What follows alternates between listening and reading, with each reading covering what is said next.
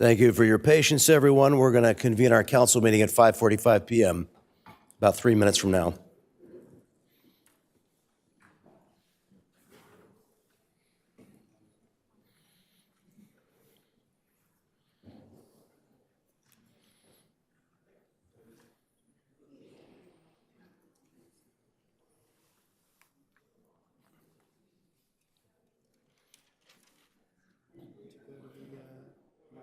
I did. It was good.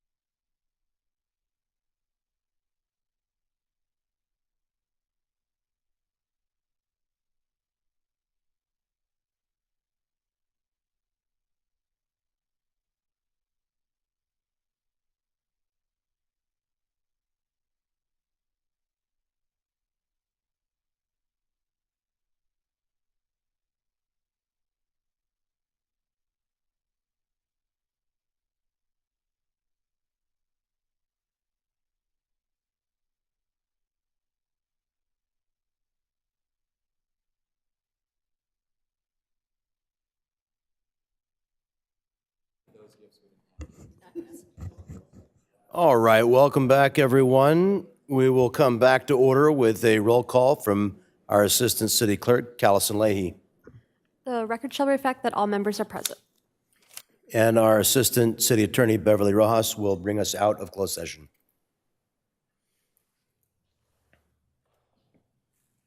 The City Council took no reportable action today. And Councilmember Contreras will lead us in the Pledge of Allegiance this evening.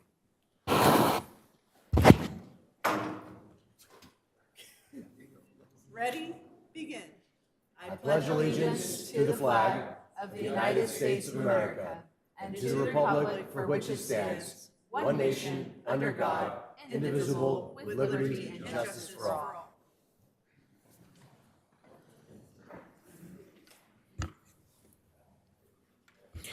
To speak on an item on tonight's agenda, please fill out a speaker slip with the number of the item that you'd like to speak on. Give it to the clerk's secretary, staff here at the dais. Speaker slips are available on the table just outside the council chambers.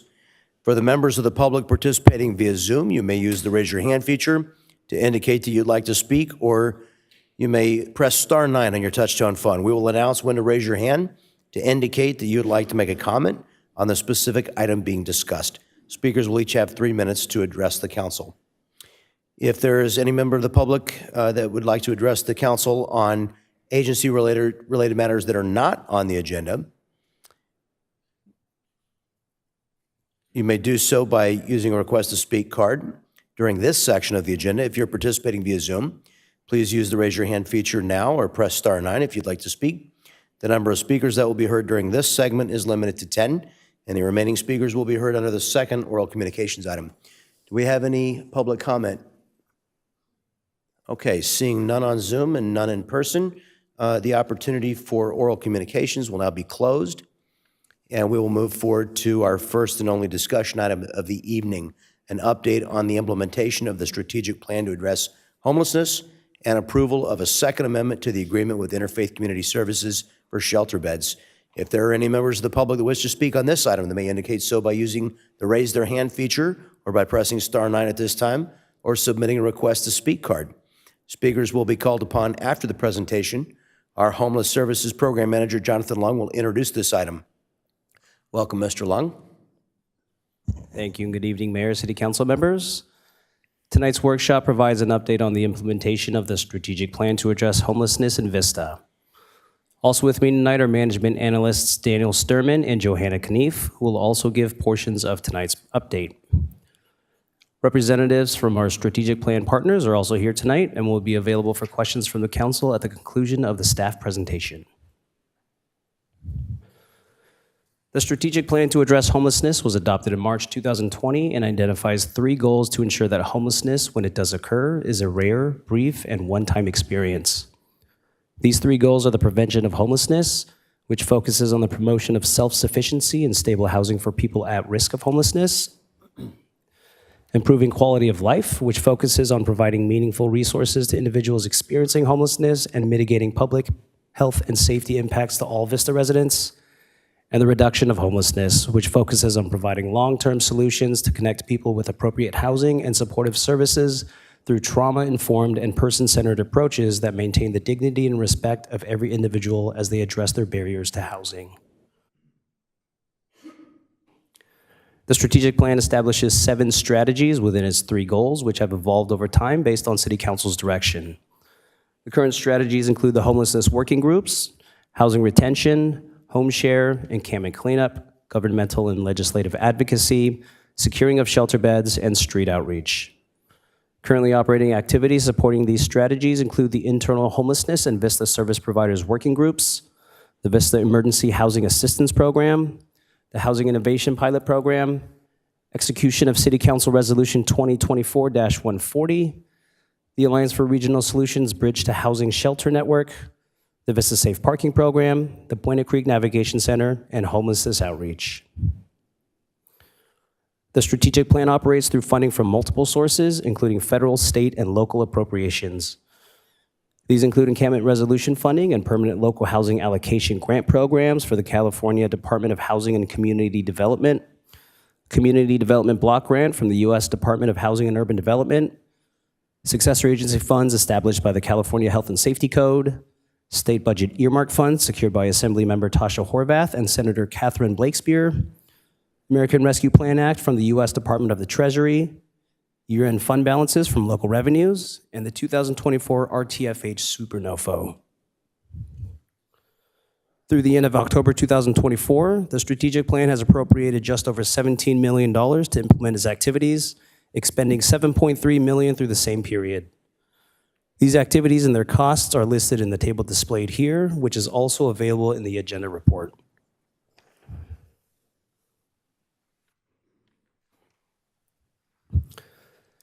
Strategic plan updates since the plan's adoption have provided 6-month progress reports between October through March and April through September due to the first 2 contracted activities beginning in October of 2020. In response to the council's feedback on these reporting periods, tonight's update will cover the 7 months of work between April and October 2024, with the following strategic plan update workshop providing an 8-month update from November 2024 through June 2025. And all following strategic plan updates will cover the periods of July through December and January through June, in line with the city's fiscal year periods.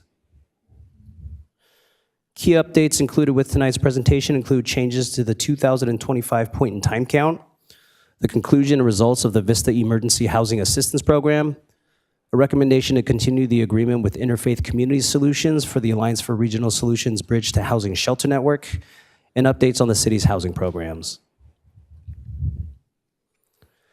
On January 25th, 2024, San Diego's designated Continuum of Care, the Regional Task Force on Homelessness, or RTFH, coordinated the annual homeless census known as the point-in-time count. Last year's point-in-time count saw an 18% increase in unsheltered homelessness in San Diego County compared to the prior year. This includes 1,741 individuals experiencing homelessness in North County, 1,223 of which were unsheltered, which was a 70% increase in unsheltered homelessness in North County. In Vista, 271 individuals were counted as experiencing homelessness, with 170 of those living unsheltered. This was a 93% increase in unsheltered homelessness counted in Vista compared to the prior year. It should be noted that HUD only mandates the point-in-time count be held once every 2 years and only receives data on county-wide results. Annual point-in-time counts in San Diego and breakdown of counts by region as presented by the RTFH is performed at its own discretion for the benefit of local stakeholders. The 2025 point-in-time count will occur next Friday on January 30th, 2025 from 4 a.m. to 8 a.m.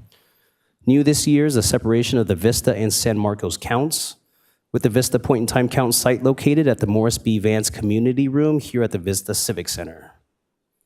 The registration portal for the Vista site has closed, but interested volunteers are welcome to come the morning of the count and be checked in on site. It should be noted that the Buena Creek Navigation Center, which began operations in March 2024, will be included for the first time in Vista's point-in-time count. Results from this year's count are expected to be published in May or June of this year. Since 2016, the Vista point-in-time counts have seen fluctuations in each category of sheltered, unsheltered, and living in a transitional setting. There was no point-in-time count held in 2021 due to COVID.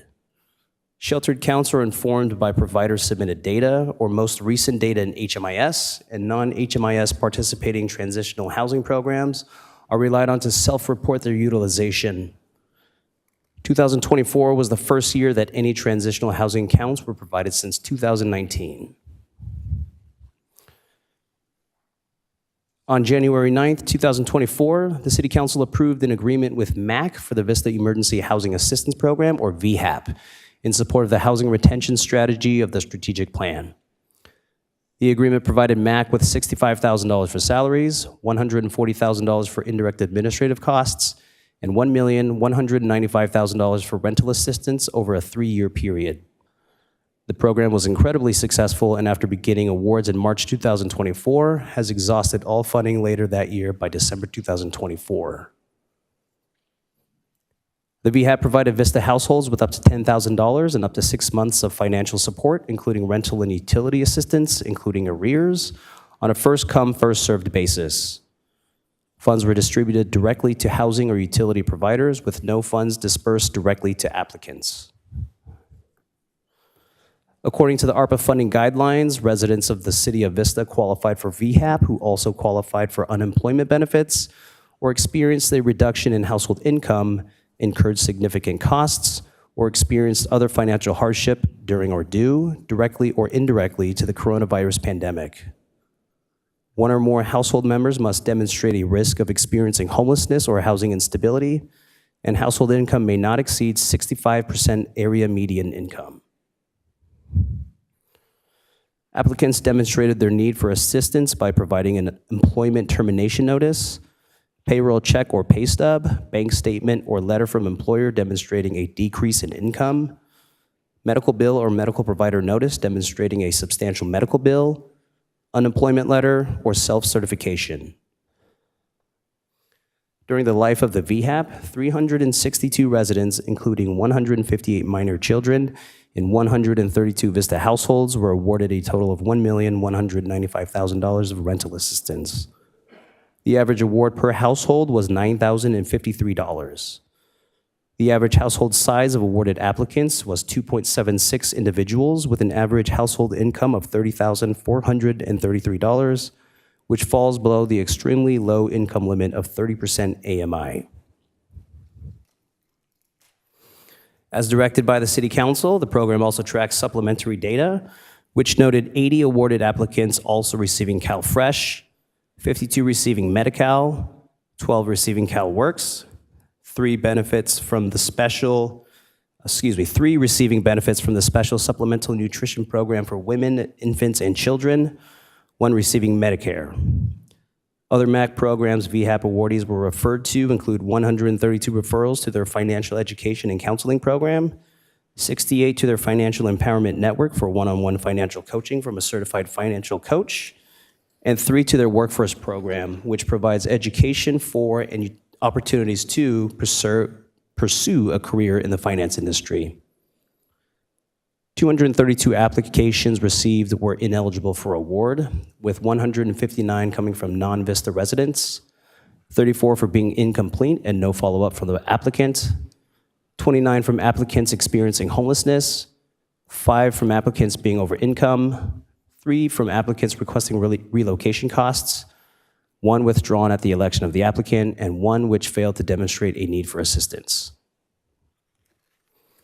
VHAP was preceded by the Homeless Prevention Pilot Program, and between the pilot program, Exodus Recovery's Outreach and Housing Navigation Program, and VHAP, the strategic plan has provided a total of $1,880,496 to prevent 680 Vista residents from losing their housing since plan adoption through December 2024.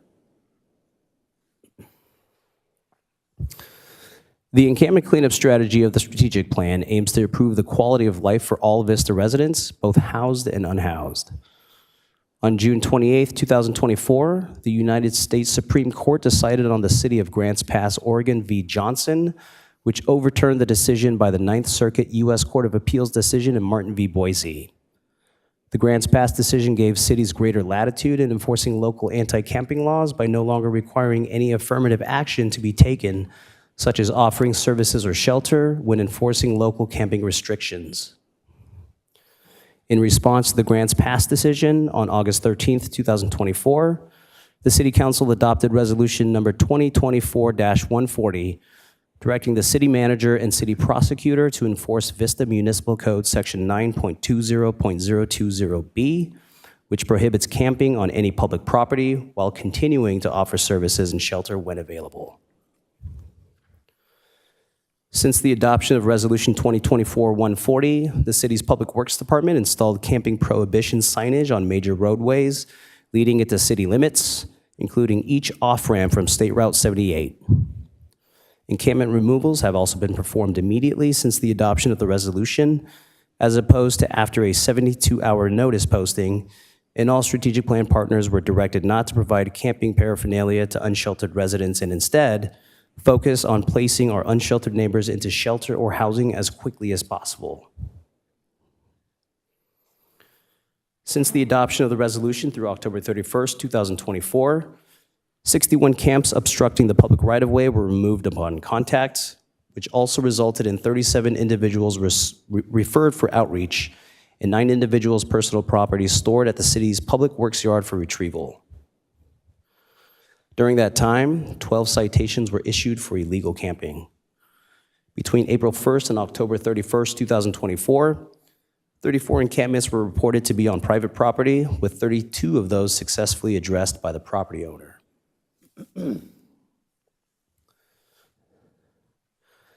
During the first 4 years of the strategic plan, and as one of the first contracted partners of the plan, Exodus Recovery provided street outreach and housing navigation services in support of the street outreach strategy of the plan. Exodus's program was funded first by the city's permanent local housing allocation on August 11, 2020, and expanded with encampment resolution funding on April 26, 2022. All agreements for the life of Exodus's programs, which expired on October 31, 2024, totaled $2.6 million, which funded operating costs, housing assistance funds, and flexible client funds. During those 4 years, Exodus social workers served a total of 1,016 unduplicated individuals, with 31 identifying as veterans. The most common source of referrals were from direct contact by Exodus Outreach, followed by the city's code enforcement staff, then from the sheriff's department. The most common services Exodus workers referred clients to were to shelter, benefits assistance, and housing navigation services. The most common location clients were first engaged were on private property, followed by similar counts on local right-of-ways and the Hacienda BPO. The 2 shelters most commonly referred to were Haven House and La Posada, the 2 low-barrier shelters in the Alliance for Regional Solutions Bridge to Housing Shelter Network at the time, followed by Operation Hope and the Buena Creek Navigation Center, with the latter beginning operations during the 4th year of Exodus's work. During the life of the program, 156 adults and 61 minor children within 138 households were housed through Exodus's work. At the end of the program, 51% of the housed adults were known to still be stably housed, 42% did not respond to housing inquiry, and 5% were no longer housed. As the city's agreement with Exodus Recovery approached its expiration, staff released a request for proposals for a new contract for outreach services on October 22nd, 2024. The City Council approved an agreement with the San Diego Rescue Mission for citywide outreach.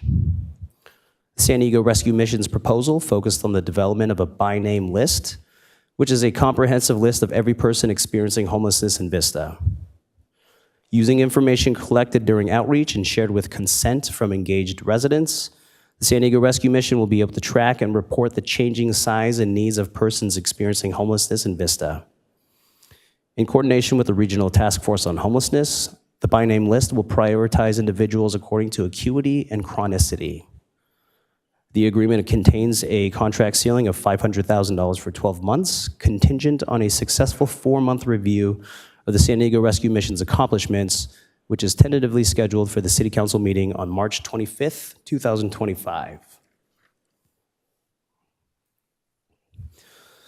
Along with the city's agreement with Exodus Recovery for outreach services, the strategic plan has also contracted for shelter beds within the Alliance for Regional Solutions Bridge to Housing Shelter Network since the adoption of the plan.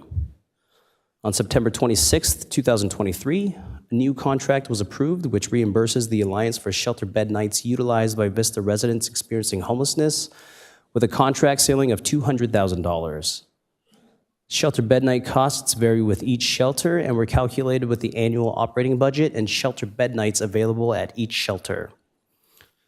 One shelter bed night cost at Operation Hope, North County, costs $66.89, $84.63 at La Posada de Guadalupe, $108 at Haven House, $88.34 at Interfaith Family Shelter, and $72.29 at Interfaith Rotational Shelter Network. The $200,000 contract ceiling had been reached during January 2024, and through September 2024, total cost of shelter for Vista residents experiencing homelessness, according to the agreed upon costs, were $711,413.45. During the contract period, 78 Vista residents utilized a total of 7,342 shelter bed nights. 16 Vista residents utilized beds at Haven House, 14 at La Posada, 28 at Operation Hope, 1 at Interfaith Shelter Network, and 19 at the Escondido Family Shelter. The most common referral source for shelter placement within the Alliance during the contract period were from Exodus Recovery with 32 clients, 27 from self or family member referral, 12 from another nonprofit, 3 from city staff, 2 from 211, and 2 from a local church. 59 clients exited the Alliance shelters during that period, with 18 clients to permanent housing, 12 back to a place not meant for human habitation, 15 to an unknown destination, and 14 to other programs, which include a different shelter, transitional housing, recuperative care, and substance abuse programs. Tonight, staff recommend approving an amendment to the agreement for shelter beds in the Alliance for Regional Solutions Bridge to Housing Shelter Network with an increase of $130,000 to the contract ceiling to continue reimbursing shelter bed night costs for Vista residents experiencing homelessness staying within the shelter network. Next, Mr. Sturman will provide additional updates on programs supporting the reduction of homelessness goal of the strategic plan.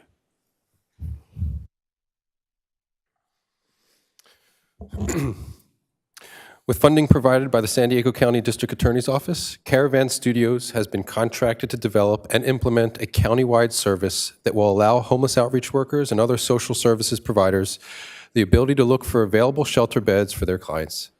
As Caravan Studios began discussing this idea with the different communities and nonprofits, they felt that the work going on around homelessness in North County was the ideal place to start. So far, the North County Lighthouse has began utilizing this service. Discussions utilizing Shelter Ready for the Buena Creek Navigation Center, the BCNC, and the Vista Safe Parking Program, SPP, were held. And city staff believe utilizing this software will reduce both city and contracted staff workload while continuing to protect the city's interest in prioritizing shelter beds to its contracted outreach provider. Initial demonstrations of Shelter Ready were provided to city staff, and further directions are planned with the city's contracted service providers to see how Shelter Ready will support the city's strategic plan to address homelessness. The service has three essential components. The first component, the image on the top left, is creating a space for the outreach worker to complete a survey with the client, which will identify available beds that the client qualifies for. Once the client has picked the bed they are interested in, the outreach worker can then reserve that bed and even set up an intake time. The second component, the image on the top right, is for the shelter to manage their bed stock. This includes both the ability to determine the type of bed, or if it's male or female, if the bed's upstairs or downstairs, and also whether a bed is available to make a reservation for. And finally, the last component, the lower image, is the ability to extrapolate data from both the outreach worker and the shelter position. The Boyden Creek Navigation Center, or BCNC, is a 48-bed, low-barrier, semi-congregate, two-door bedroom navigation center that allows for pets and provides ample case management for clients. On January 9th, 2024, a contract was approved for operator services with Retread Incorporated for 12 months in the amount of $1,050,000, 180. The BCNC began operations on March 4th, 2024, and is co-funded by the cities of Vista and Encinitas. The City of Vista's portion, funded by a $5 million earmark grant from State Senator Blake Spear, allows for the operation of 36 beds for unsheltered Vista residents. An amended agreement was signed on January 9th, 2025 to extend the contract for another 12 months and increase the budget by $1.1 million for a total of $2.1 million over 2 years. Apologies. During the reporting period, the BCNC supported 103 unduplicated Vistans experiencing homelessness. There were 2 individuals that returned for a second stay for a total of 105 individuals served. 42 clients were referred by the city's contracted provider, Exodus Recovery, 30 by People Assisting the Homeless, or PATH, 12 by County Office of Homeless Solutions social workers, and 21 from other local social services agencies. Of the 105 individuals accepted into shelter, 78 individuals came into the BCNC directly from experienced unsheltered homelessness. 9 came from another emergency shelter program. 7 were exiting a hotel or motel. 4 from housing without a lease. 4 from a substance use treatment center. 1 from housing with a lease. 1 from a hospital, and 1 from a skilled nursing facility. 47 of the individuals experiencing unsheltered homelessness further met the definition of chronically homeless, with having experienced homelessness for 1 year or more. Of the 100 clients that exited during this reporting period, 35 exited to permanent housing, 12 to temporary housing, and 13 into an institutional situation. 19 individuals were exited due to program violations back to unsheltered homelessness, and 17 left on their own discretion back to unsheltered homelessness, with 4 leaving to an unknown exit destination. Through the utilization of the coordinated entry system and the homeless management information system, 19 individuals were matched to permanent supportive housing programs, 7 were matched to rapid rehousing programs, and 1 received an emergency housing voucher. Clients who exited to permanent housing stayed on average of 64 days at the Boyden Creek Navigation Center. Since inception, Retread has been working to increase services that are available to clients temporarily residing at the Boyden Creek Navigation Center.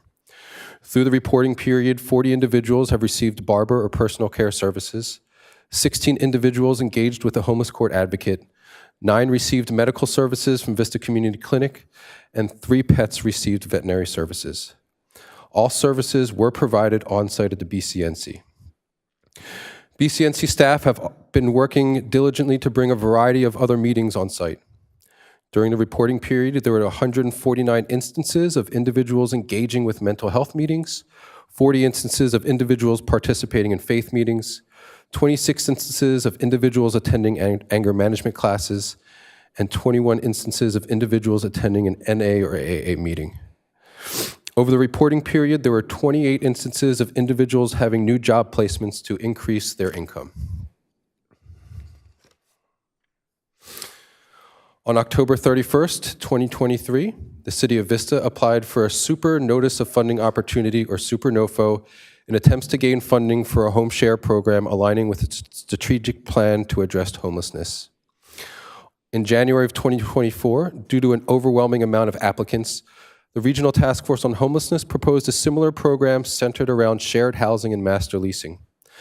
On May 7th, 2024, the City of Vista received an award letter totaling $336,809.24.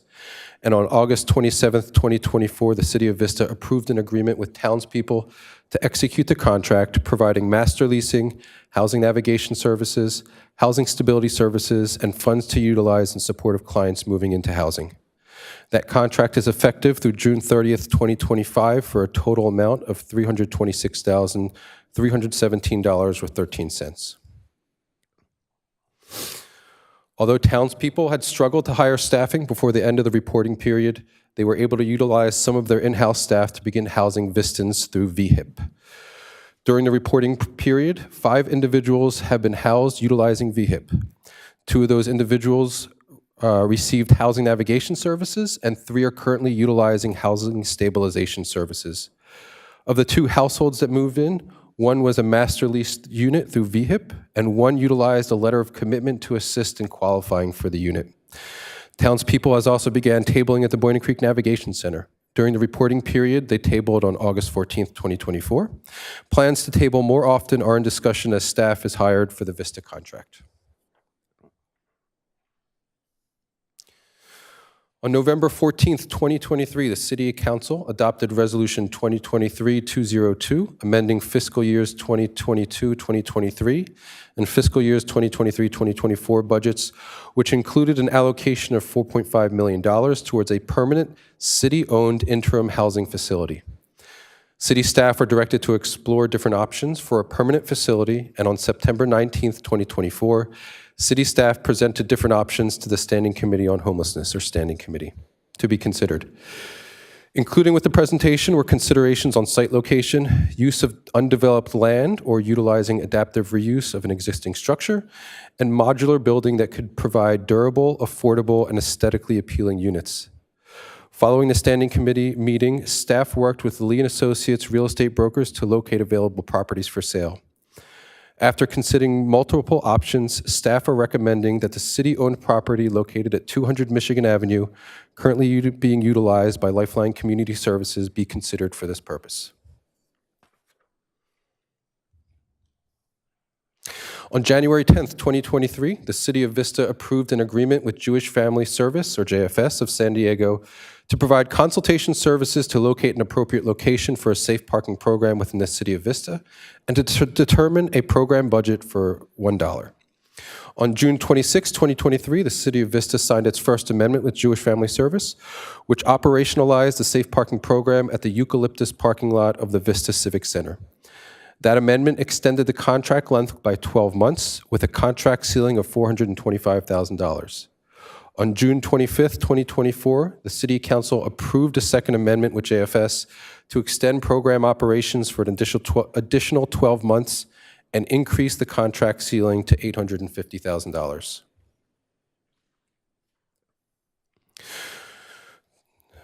"46 households, as seen in the top left image, exited during this reporting period, with 24 positive exits, 10 negative exits, and 12 households exiting with an unknown destination, and 1 household becoming ineligible after enrollment.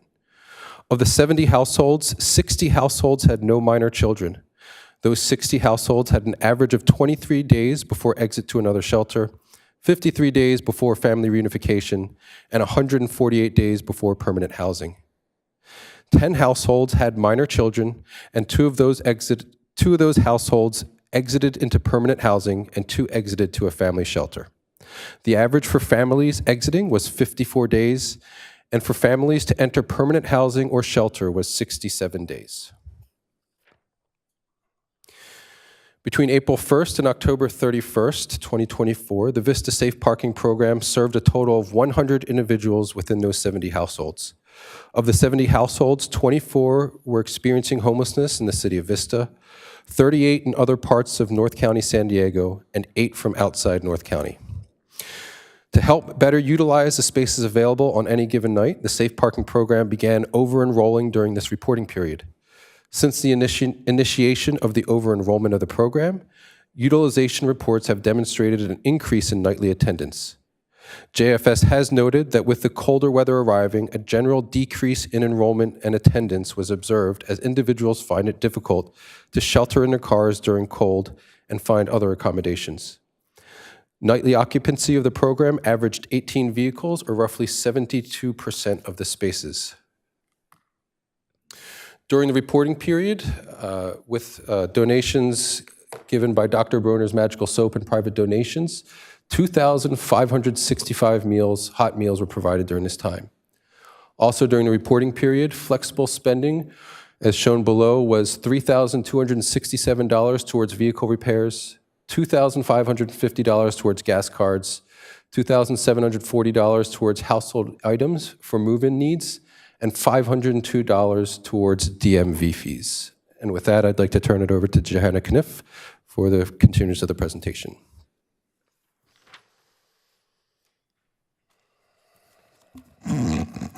Good evening.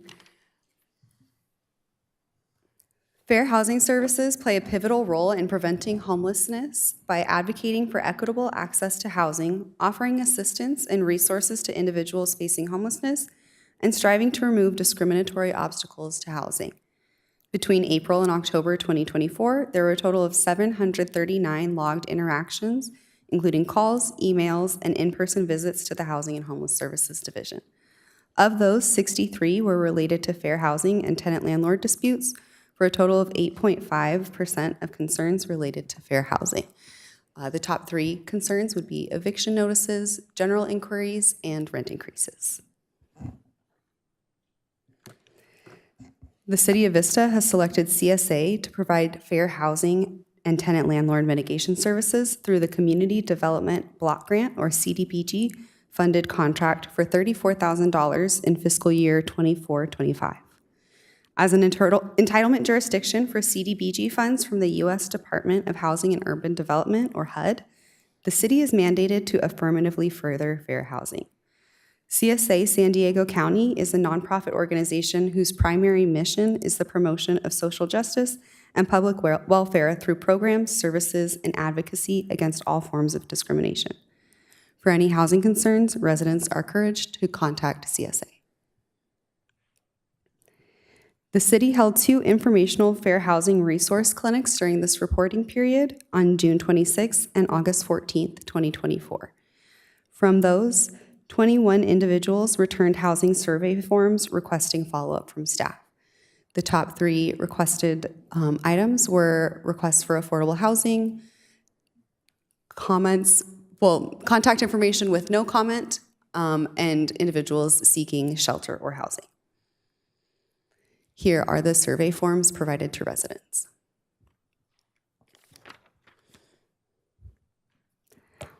On May 28th, 2024, property management from Vista Hidden Valley Apartments contacted city staff to inquire about assistance programs in anticipation of an upcoming rent increase. In response, city staff provided information on various resources, including rental assistance through the Vista Emergency Housing Assistance Program. Throughout June 2024, city staff and council members received multiple complaints from residents alleging potential violations related to the rent increase. In response, residents were provided with information on rental assistance and fair housing resources. After reviewing the rent rolls and the property's compliance with the city's regulatory agreements, the city referred the matter to CSA for further investigation. The review revealed that while the proposed rent increase fell within allowable limits, a prior rent increase had already taken place in 2024. A second increase would violate stricter rules set by the California Tax Credit Allocation Committee. Consequently, property management rescinded the rent increase on July 29th, 2024. On September 5th, 2024, city staff received council direction to investigate a reported rent increase at Vista Royal Lodge Mobile Home Park. No resident information was provided for follow-up. Staff has been in communication with park management since the report and is in the process of reviewing and receiving corrections to the rent rolls. On October 3rd, the City of Vista received requests for assistance from tenants of the Green Oak Ranch RV Park. Staff provided referrals to available programs and services to find the tenants adequate accommodations. To help the tenants understand their legal rights, the city referred the eviction notices to its fair housing provider, CSA San Diego County. The remaining tenants in the RV park have retained their own personal legal counsel. As this matter remains a landlord-tenant issue between the tenants Green Oak Ranch and Green Oak Ranch Ministries, the City of Vista refers all future inquiries to these parties and/or their attorneys. Next, Jonathan Lung will present updates on current and upcoming affordable housing developments. Thank you.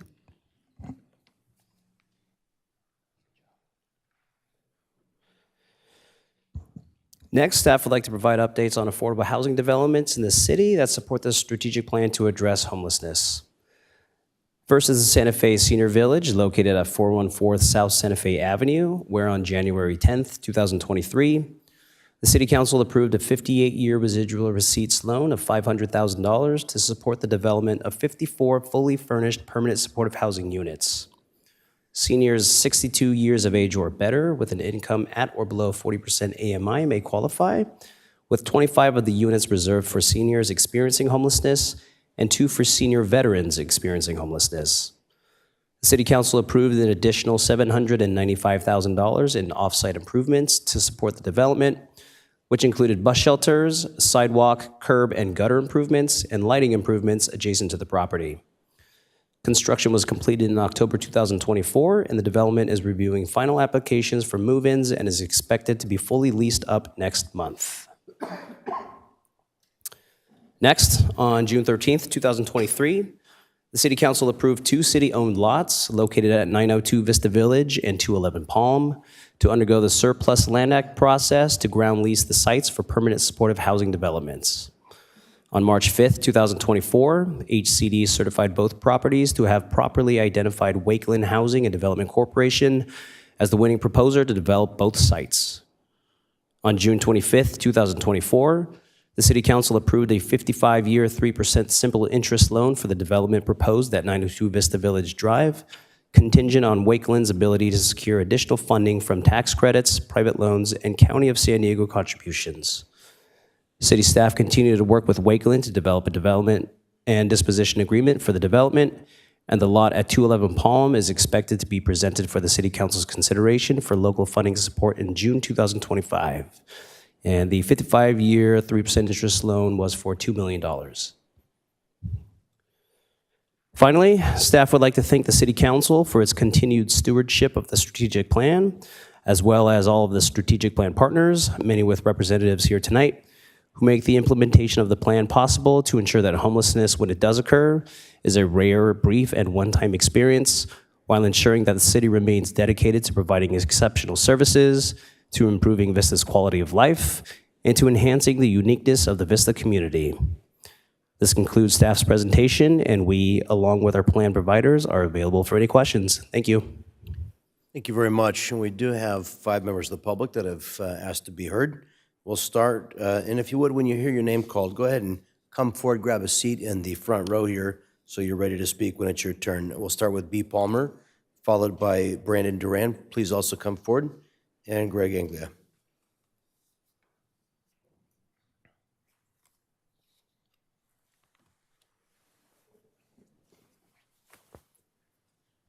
Good evening. Can you hear me? Yeah. Yes. Okay. Good evening, Mayor John Franklin and full council, Deputy Mayor, and Jonathan and your team. Thank you so much for holding space for us to give you update and to receive the updates. One of the biggest updates that I'm happy to report today is that I stepped into the president role for the Alliance for Regional Solutions. I'm still connected to Operation Hope North County, and it's an honor to represent. I'm going to tag my colleague here, Marilyn McCorkle, to give you an update on the Alliance Shelter Network. Good evening. My name is Mary Lynn McCorkle, and I'm the manager of the Alliance for Regional Solutions. The Alliance is proud to represent the Bridge to Housing Shelter Network, which includes Haven House, La Posada, Escondido Family Shelter, Operation Hope North County, and the Interfaith Shelter Network. For nearly 18 years, we have worked to ensure city funding is equitably shared among the shelters, In addition, we bring together shelter providers and other nonprofit organizations to share resources and information, ensuring that we help as many of our North County neighbors as possible. We value our partnership with the City of Vista and the funding you've generously provided for our network. Thanks to your support, we were able to shelter 78 Vista residents last year, including 27 children and 16 families. We sincerely appreciate your consideration of continued funding for the upcoming year, which will allow us to keep serving our community effectively. Thank you for your time and support. And I too just want to echo her words. Thank you so much. As you can see, the Alliance for Regional Solutions works very closely in collaboration because we know that's something that you as the City of Vista value, collaborative relationships. Not one of us claim to have the answers to address homelessness alone, but together with the partnership with the City of Vista, we can. Thank you. Thank you. Brandon Duran, followed by Greg Anglia, and followed by Tiffany Esperanza's piece. Good evening, thank you. My name is Brandon Duran. I am the Executive Director of Interfaith Shelter Network.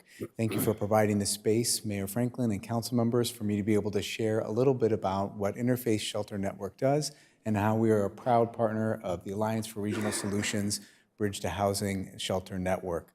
Our rotational shelter just opened a couple of weeks ago. It provides emergency winter shelter for those here in the North County who are seeking a place where they can continue to build their skills and work towards permanent housing.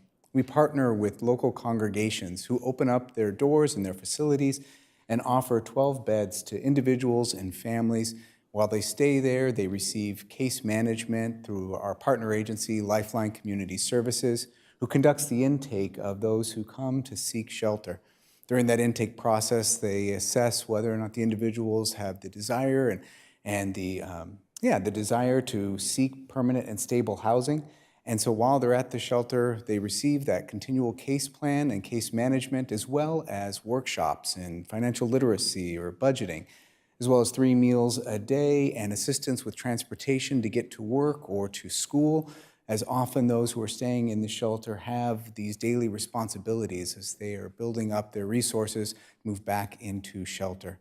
Those that stay in the rotational shelter are considered usually the situationally homeless, where that one paycheck or a death in the family, some sudden loss, has knocked them off their ability to support themselves and their family, and they're just looking for that bridge, that moment where they can once again build up enough resources to re-enter permanent housing.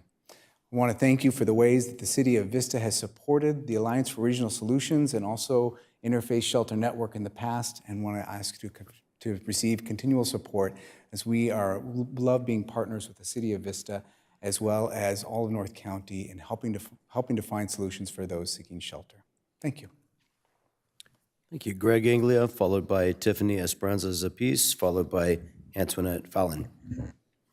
Good evening, Honorable Mayor, council members. My name is Greg Angel. I serve as the CEO of Interfaith Community Services. Interfaith Community Services is a multi-service provider helping more than 20,000 unique individuals every year through a variety of programs and services. We also serve as the fiscal sponsor for the unincorporated Alliance for Regional Solutions, meaning that from the inception of your contract with the Alliance to current and hopefully future, our organization, Interfaith Community Services, takes sole responsibility for the reporting, the accounting, and the reporting of the activities and use of those funds. I want to speak briefly about the impact of Vista's investment in this network. Shelter is expensive. Shelter is not the ideal solution. We wish everyone could move directly back into housing. We wish nobody would ever experience homelessness to begin with. But the unfortunate reality is that shelter is a critical lifeline for thousands of our neighbors during times of need. And unfortunately, there are not enough of those lifelines available. Vista's investment in the Alliance for Regional Solutions Shelter Network has not only helped Vista residents year in and year out. This last year, it helped create a new place for Vista residents to go. At Interfaith Community Services, we were able to open an Escondido family shelter, in part because of the investment from the City of Vista. And we served Vista families in that shelter. We served in the first year more than 30 families, including more than 100 adults and children. That may sound like a lot. Unfortunately, we received calls for help from nearly 200 families, representing more than 600 adults and children, only being able to serve, again, a little more than 30 of those household units. We have a Vista family in our shelter now. My colleague Brandon mentioned death of a loved one is often a cause of homelessness. This is a single-parent family who's recently widowed and came to Interfaith in real despair, not knowing where they and their daughters could go. You're providing a safe place. The head of household is now taking on additional shifts at work because they know that their daughters are cared for, thanks to your support.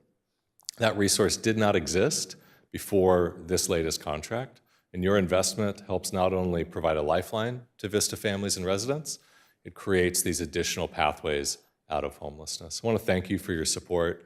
Thank you for the diversity of ways you're addressing homelessness. It's one of the most impressive staff reports I've seen, and we do this work in all of our North County cities. Thank you for your time, and be available for any questions. Thank you. Tiffany Esperanza's piece, followed by Antoinette Fallon. Good evening. My name is Esperanza Zapico, and I serve as the Executive Director of Operation Hope. I first want to start by thanking all of the members here of the city for your continued support of our work. As you know, we are one of the only high-barrier family shelters that is located in Vista, our hometown here, my hometown as well.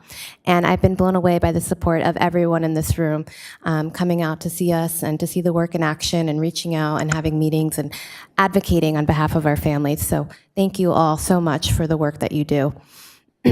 Today, we are here to support the Alliance for Regional Solutions and to emphasize why that funding is so crucial for nonprofits like ours.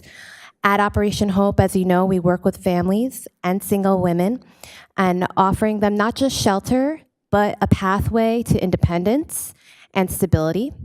The work that we do that I see every single day is absolutely transformative, and it is also resource intensive.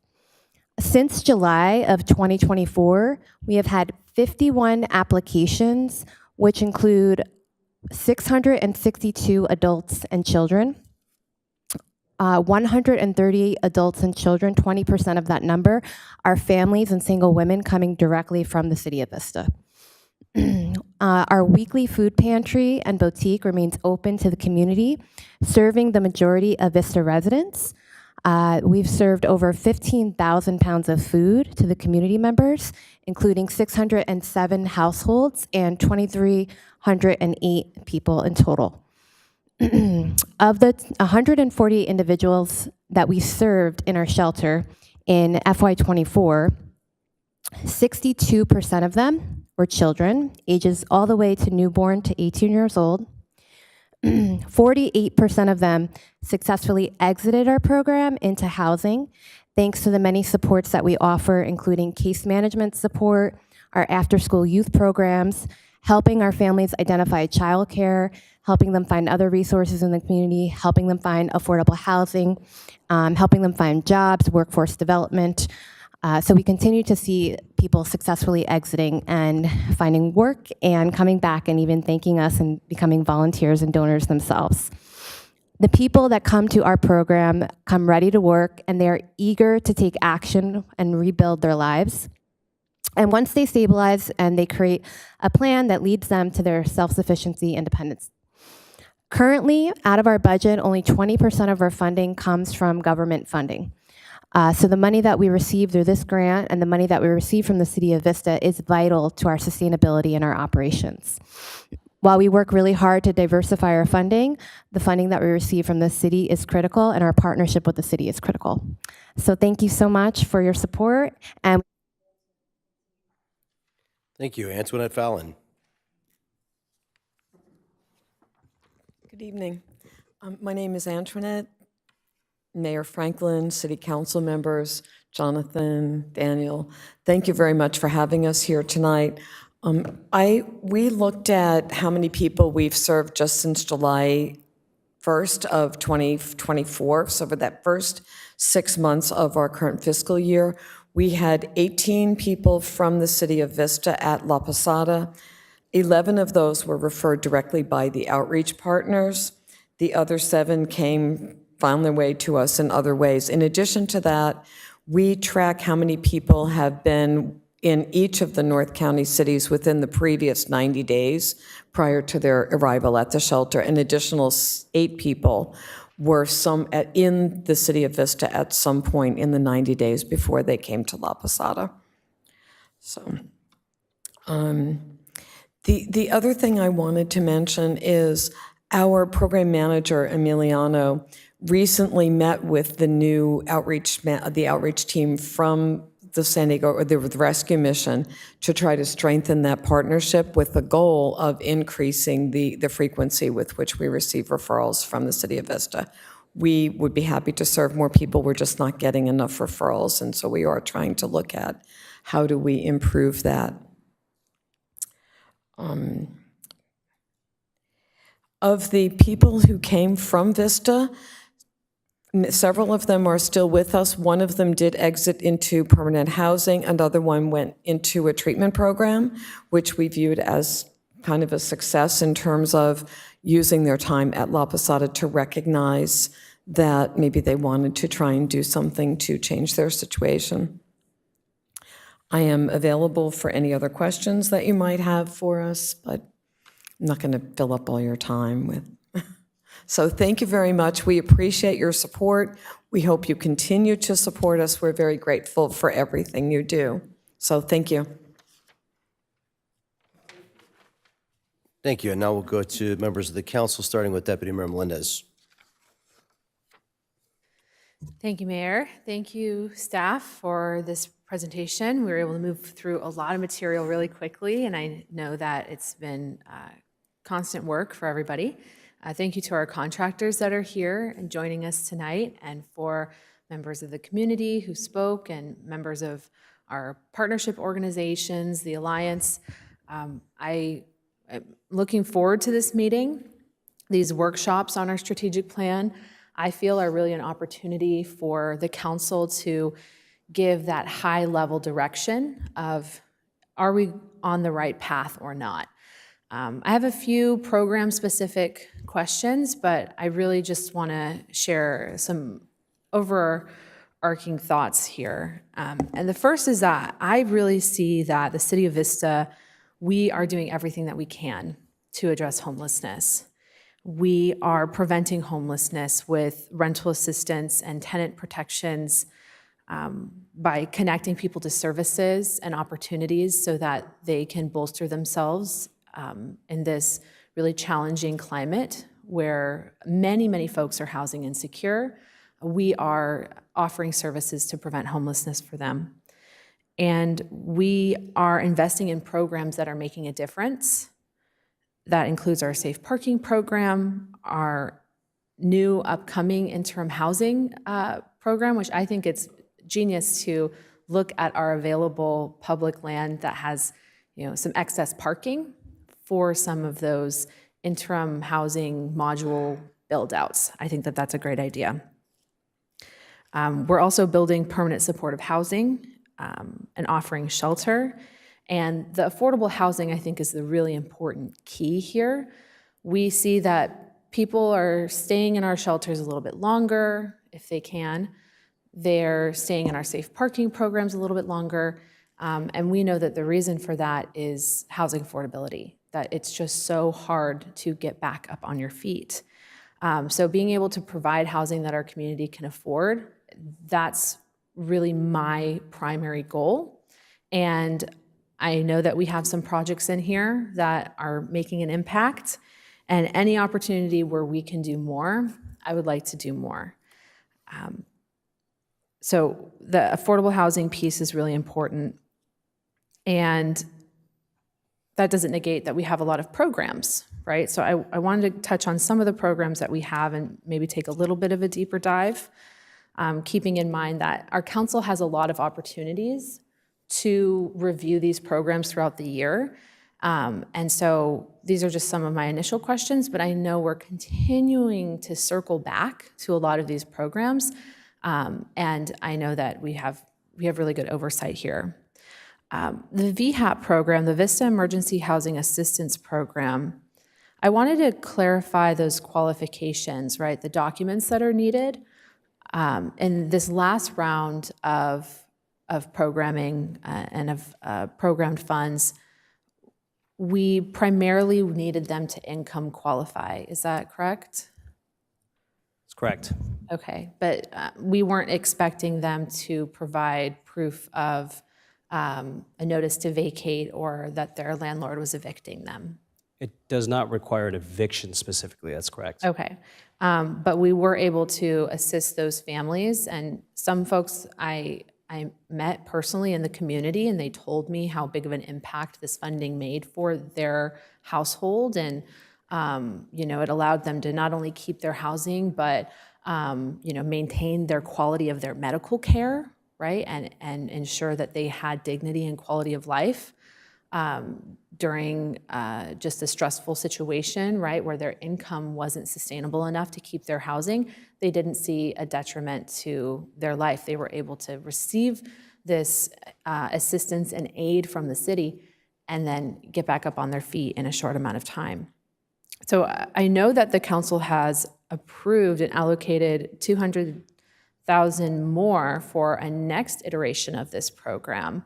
I know in speaking with the mayor during our standing committee sessions and hearing from other members of the council that, and even the members of the community, that there is an interest in using rental assistance funds not only to prevent homelessness and, if somebody has lost their job and they're behind on rent, and rather than displacing the whole family, we can actually keep folks housed, but also to provide those, that rapid assistance for someone who's ready to be housed, that has income, is looking for deposit assistance, right? So I would continue to push for that. And we still have opportunities to program these funds. The council allocated them at the end of last year. And this is an example where I really believe having community input and having a stakeholder panel, a review board, a committee, or a commission, any type of group that includes people with lived experience, professionals and subject matter experts to speak to this program. This is our third iteration of this program, and it would be great to have more eyes on it to evaluate its success and to make sure that it's very effective going forward.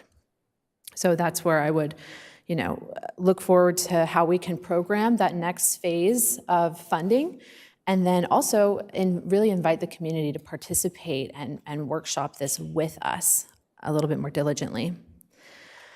I had a question about shelter. So it's really clear that we're utilizing a lot of the Alliance shelter resources. And there's a chart where it shows how many folks we're referring to. It was earlier on in the presentation. Please forgive me. I'm going to find my thoughts here. Thanks, students, for coming in. You guys sat through a long presentation. Awesome. We're going to be here all night. Don't worry.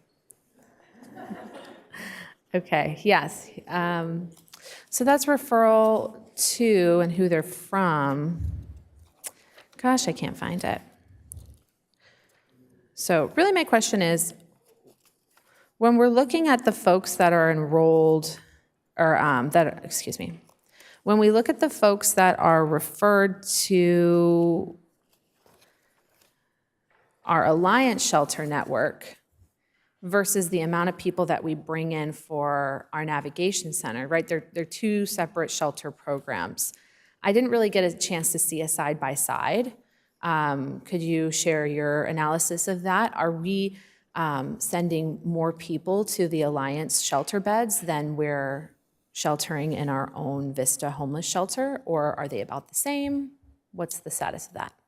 It's difficult to compare the two since they began operations during different periods. The Buena Creek Navigation is still very new. We've contracted with the Alliance for 4 years now.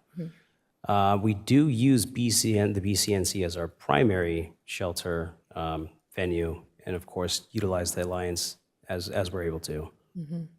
Well, maybe since we're at that year point now with our navigation center, we can start evaluating that data to see, we're interested in continuing a relationship with the Alliance, and I think the resources that we're putting towards that are fair, but it would be good to evaluate in this past year, how many individuals were housed, and I'm sure I could look it up if I pulled out the right pages of this report. But it'd be good to have in front of us for future discussions. How many folks within that time frame were housed at the navigation center, and then within an equal time frame, how many folks did we refer over to shelters within the Alliance? I'm interested in that information because I want the public to see what the primary resources are, right, for homelessness. And we obviously have contracted services with outreach provider, and so I'd expect there to be maximum use of both resources. And if the Navigation Center is our primary shelter, we might expect to see that the Navigation Center is more heavily utilized than the Alliance network. So it would just be interesting to see. I might note, if the deputy mayor is interested to know, it would seem that the utilization of the Alliance has not decreased since we've opened the BCNC. In fact, I think we've sheltered more people in the Alliance shelter networks since the Buena Creek Navigation Center has opened. So we haven't utilized the Alliance shelter beds any less since we've opened the BCNC. Okay, that's pretty surprising, but would we say that there's more capacity in the Alliance than we have in the BNC? Staff hasn't tracked the capacity issues at the Alliance like we have in the past, since now we're reimbursing them as they're being utilized by Vista residents. So we're no longer considering priority. We are only paying for the Vista residents that are utilizing the beds. Use, right? And so I think in the future, I'd love to see each shelter resource per bed, per use, what that ends up looking like. I think we're doing an amazing job offering robust services at our navigation center, but that's just my opinion, right? Veterinary services, that's great, dental services, and of course, all the case management and job assistance. And this is another example where I would love continued overview of our services by a stakeholder committee. We have folks who have lived experience who may be really well suited to give an evaluation and to provide consistent advisement for the services that we're offering on our shelter. And they may even have some good ideas that we haven't thought of, and they can contribute those. But so far, the services we're offering at the shelter, I always want to see people utilize healthcare a little bit more. I know it can be hard to get folks into those physicals and to get them seeing their doctor, but as much as we can encourage that, I really want to see that. Let's see. So the last concern I have is about our tenant protection services, both compliments and concerns. I think that our engagement with the community has been awesome. We're responding to people's needs. We're holding workshops. We're being available to the community. We're really showing the community that the city is a refuge in the instance of discrimination. I think that the flyer is awesome. I wanted to see if we could maybe have that sent to the council. I would love to be able to share that. I think it's really clear. I love the section here where you say, have questions about illegal evictions, rent increase, right? That really helps communicate to the public what these services are for, right? And as often as we can provide descriptions like that, I think we should. My only challenge, one of the challenges I have with our tenant protection services and our services with CSA Fair Housing is that I'm noticing that it takes a rather long time to get the legal support that we need. And unfortunately, as much as I understand that there's a lot of review that has to happen of the rental agreement and the advocates for those tenants, they need to be fully briefed on the status of the landlord-tenant relationship. It's concerning to me because oftentimes a notice to vacate or some kind of eviction notice is extremely time sensitive. What do we think we can do to expedite and improve our services so that we can get to people's complaints a little bit faster? I think staff can consider publishing a new RFP for fair housing services and highlight, or have the proposers highlight their response time. Okay. Is there any way to supplement the services that we already have? We could allocate some local funds with no restrictions on the use to supplement the CDBG allocation we provide for fair housing. Okay. I think that the outcomes of the services have gone really well. We did see with the senior property, we were able to stay back an illegal rent increase, and that was really significant for those folks over there. A lot of those seniors were on a fixed income. And I know that we've been handling individual cases as well. And so the standard of the services, I think, have been good, but the length of time that it's been required of our service provider, I think it's taking too long. And I'm worried that it could have an impact on people's housing and that they could lose their housing. I understand the courts can be impacted at times. You know, there's different challenges, but it might be something I would like to evaluate, and I invite my council, as we're evaluating these services, we're paying a good amount for these contracts, right? And we don't want anyone falling through the cracks because of things just taking a really long time. So if we can evaluate that in the future, that'd be awesome. And then I had another concern about fair housing, the fair housing case with Green Oak Ranch RV Park. In this statement at the end, it says, as this matter remains a landlord-tenant issue between the tenants Green Oak Ranch and Green Oak Ranch Ministries, the City of Vista refers all future inquiries to these parties and or their attorneys. So I understand that some of the tenants chose to obtain private attorneys, but this statement was concerning to me, and I'm concerned. Does this mean we won't engage a tenant who wants our services? The city's engaged with the tenants at the extent it's able to. We've provided the referral to CSA for them to engage with, and CSA had issued a legal opinion to all parties, which I believe the city council received a copy of.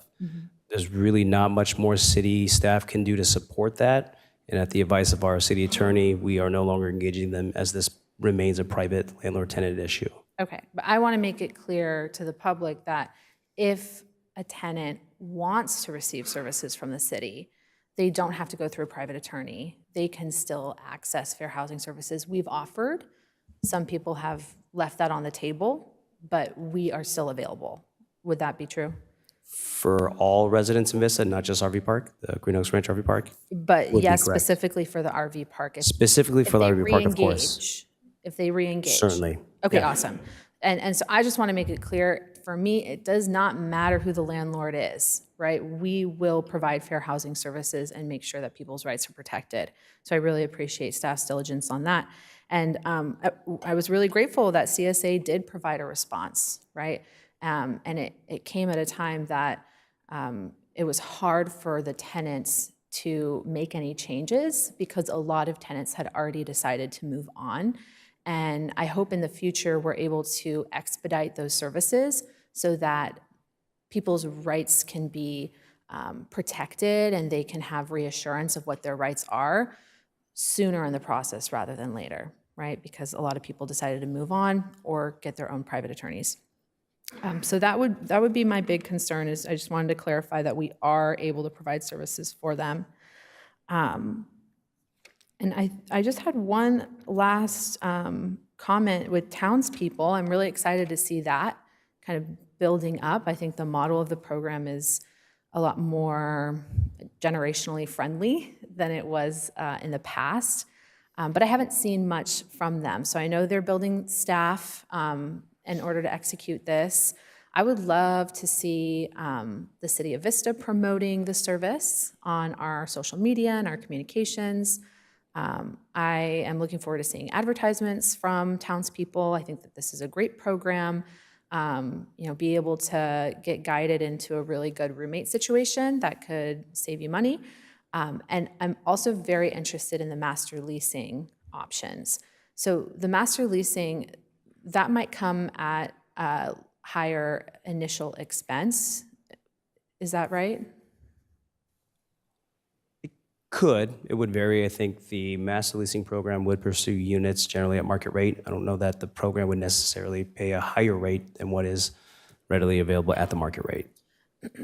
But to describe the master leasing option, even for just the benefit of the discussion, that's where the city can build a relationship with the landlord, say, hey, this floor of units, maybe it's 5 or 6 units, we're willing to, be the tenant of those units and then sublease to individual leaseholders.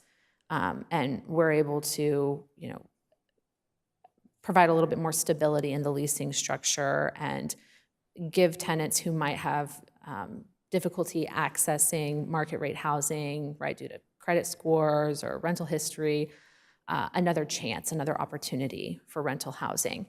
Are we expecting those types of arrangements to be initiated by townspeople primarily, or is that something where our city staff and our housing division, that we're looking at, local property owners and we're offering this to them?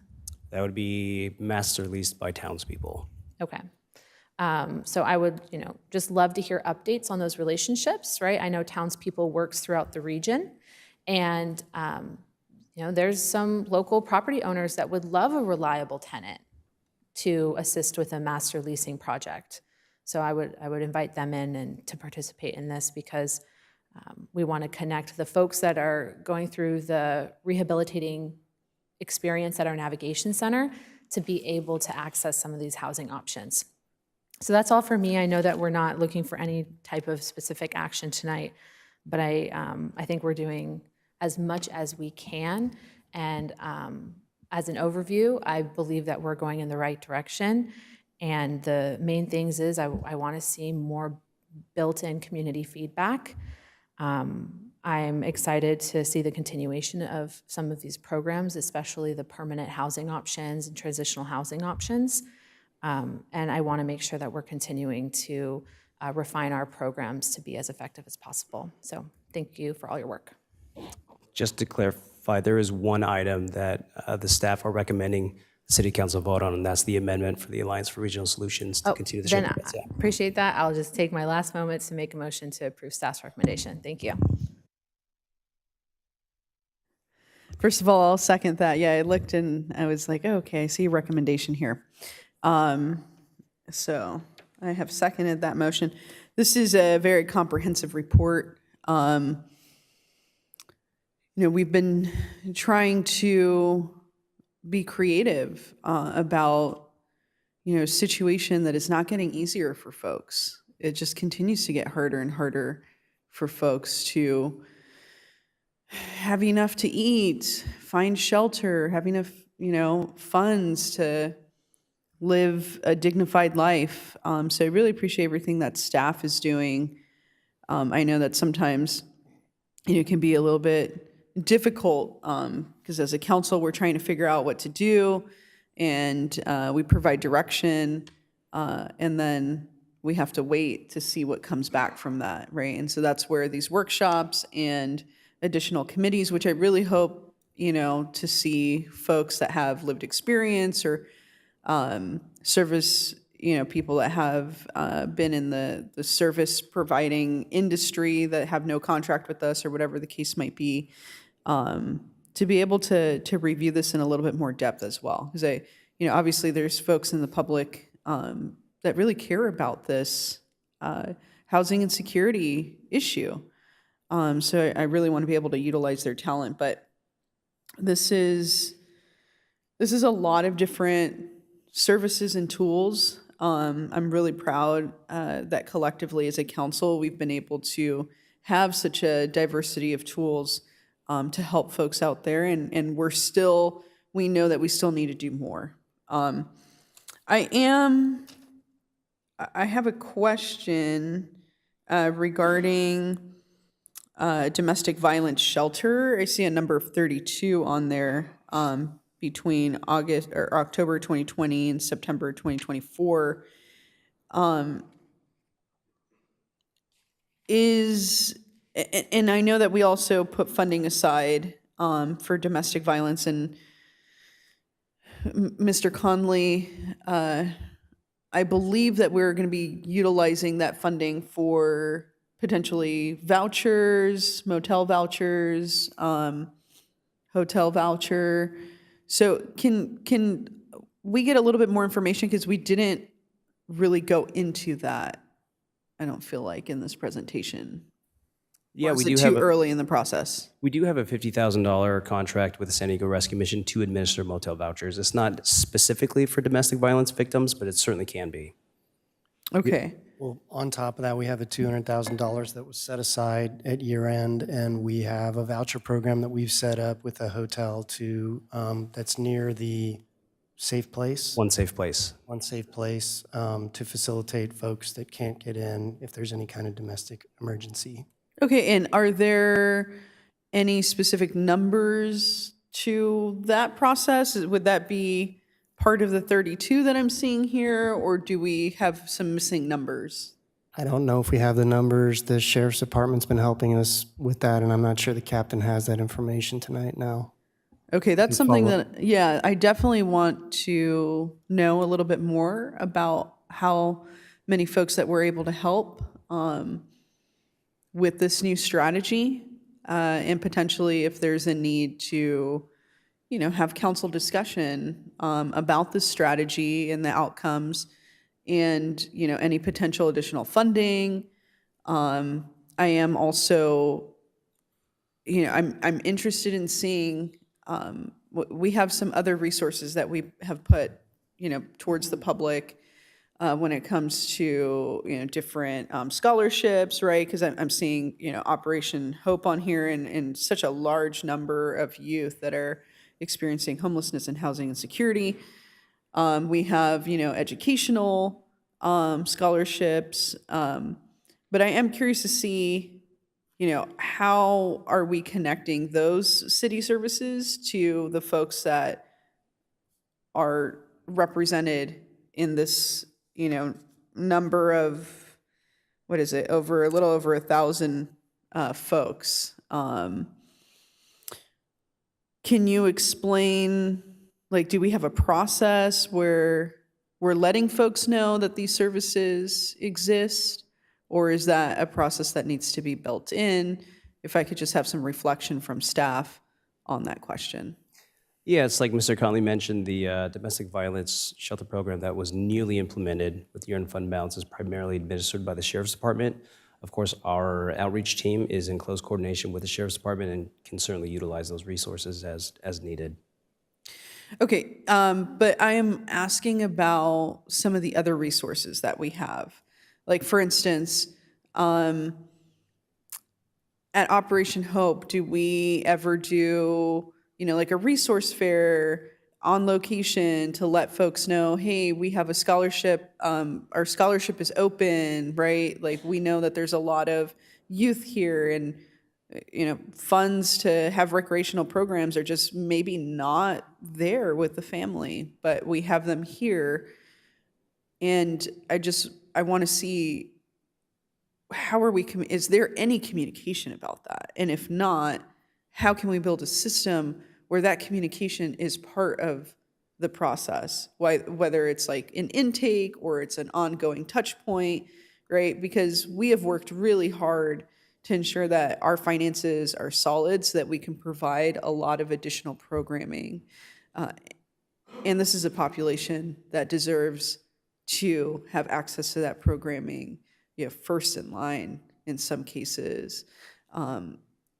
And I'm not hearing a good enough reflection from staff. I'm not saying that you're not doing it, but I think that this is a potential place of opportunity for us to streamline what we offer and who we offer it to, right?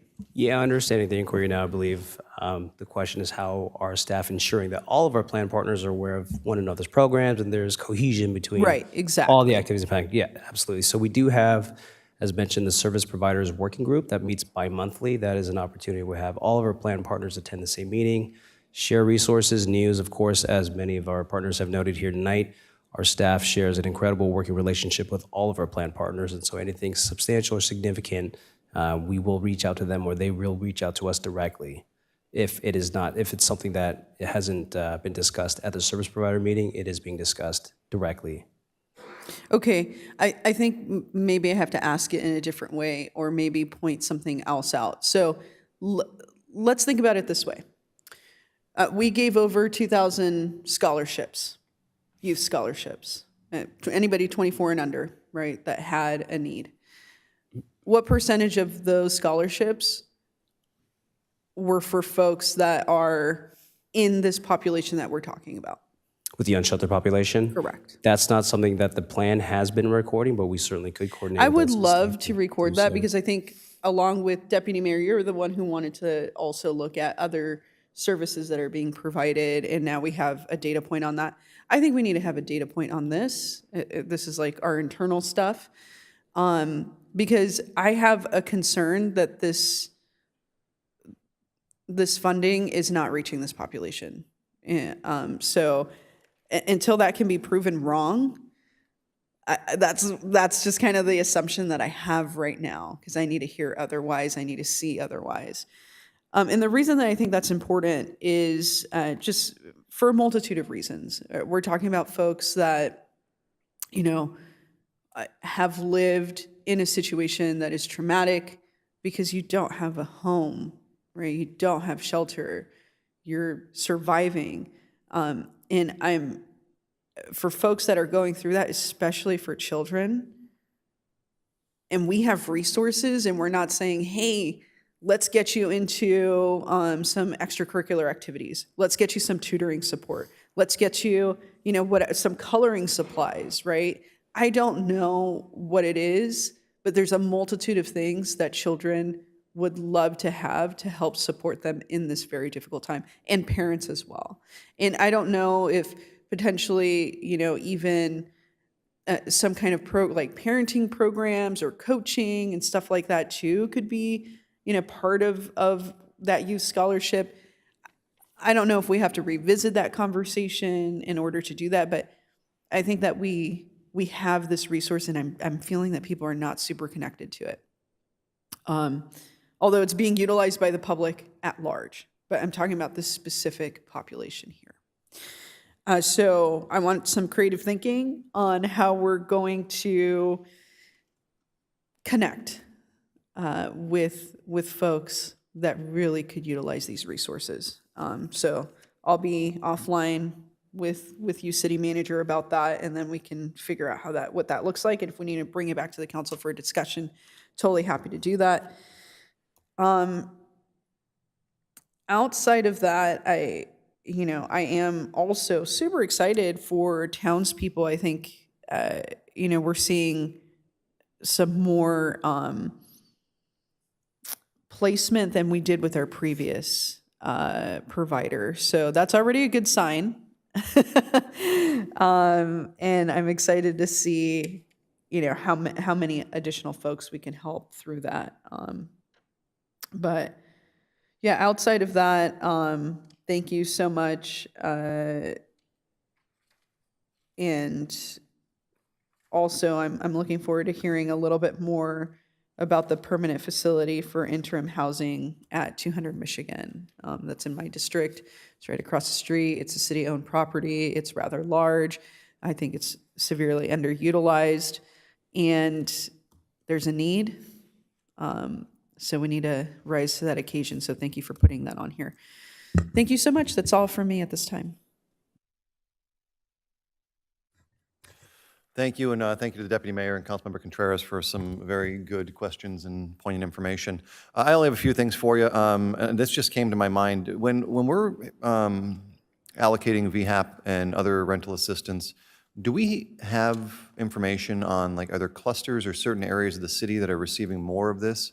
And I ask that because if there's a centralized neighborhood are we doing anything else to try and create a greater neighborhood community so that they can help with one another and try and build that unity and their shared experience, whether it's sharing job skills, whether it's just sharing different activities that can be done in the neighborhood to try and strengthen that community and lift it up, rather than just saying, okay, we're going to help you with your rental assistance, and that's kind of where it ends.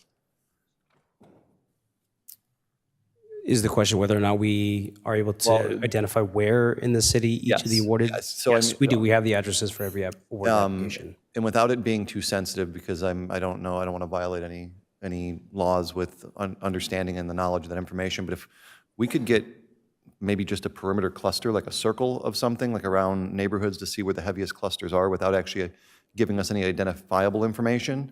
And I don't have any action item to take on that, but maybe something we can explore in the future is to see if there's any other additional programs that can go and help assist beyond just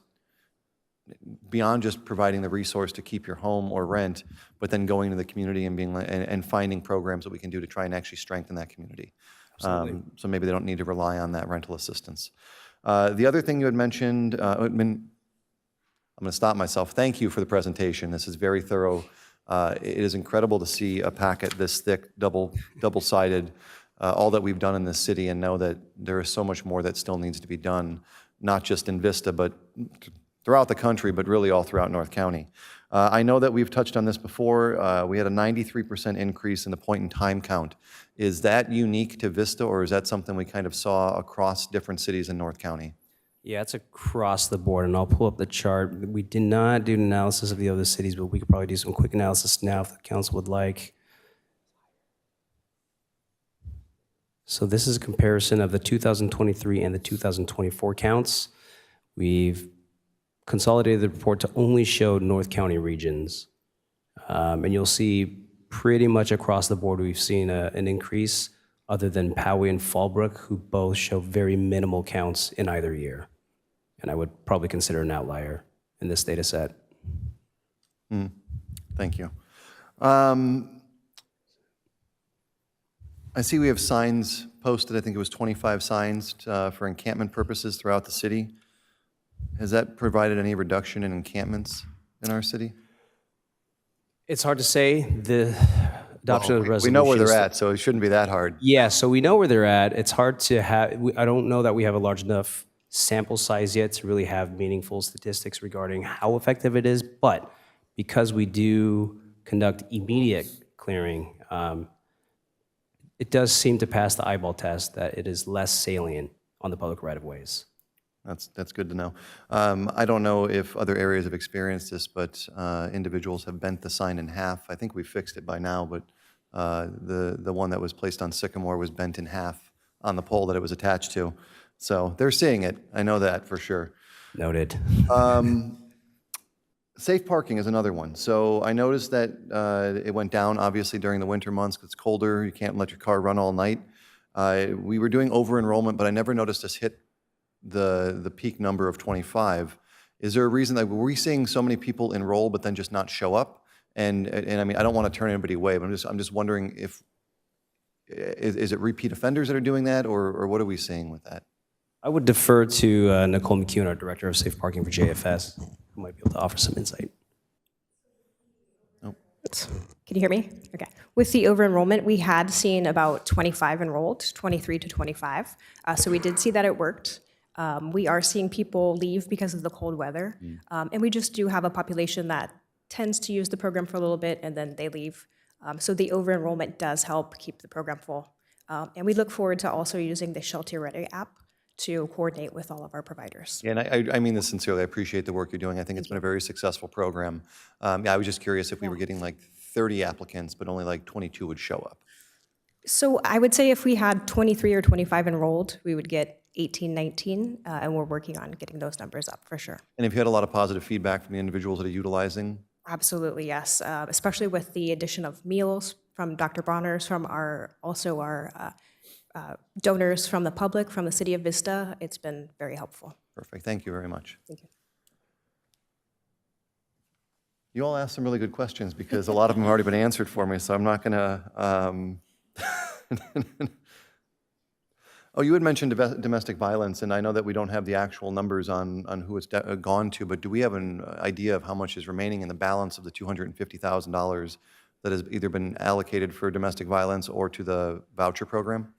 I don't know, but we'll find out and we'll follow up. That'd be good information to have.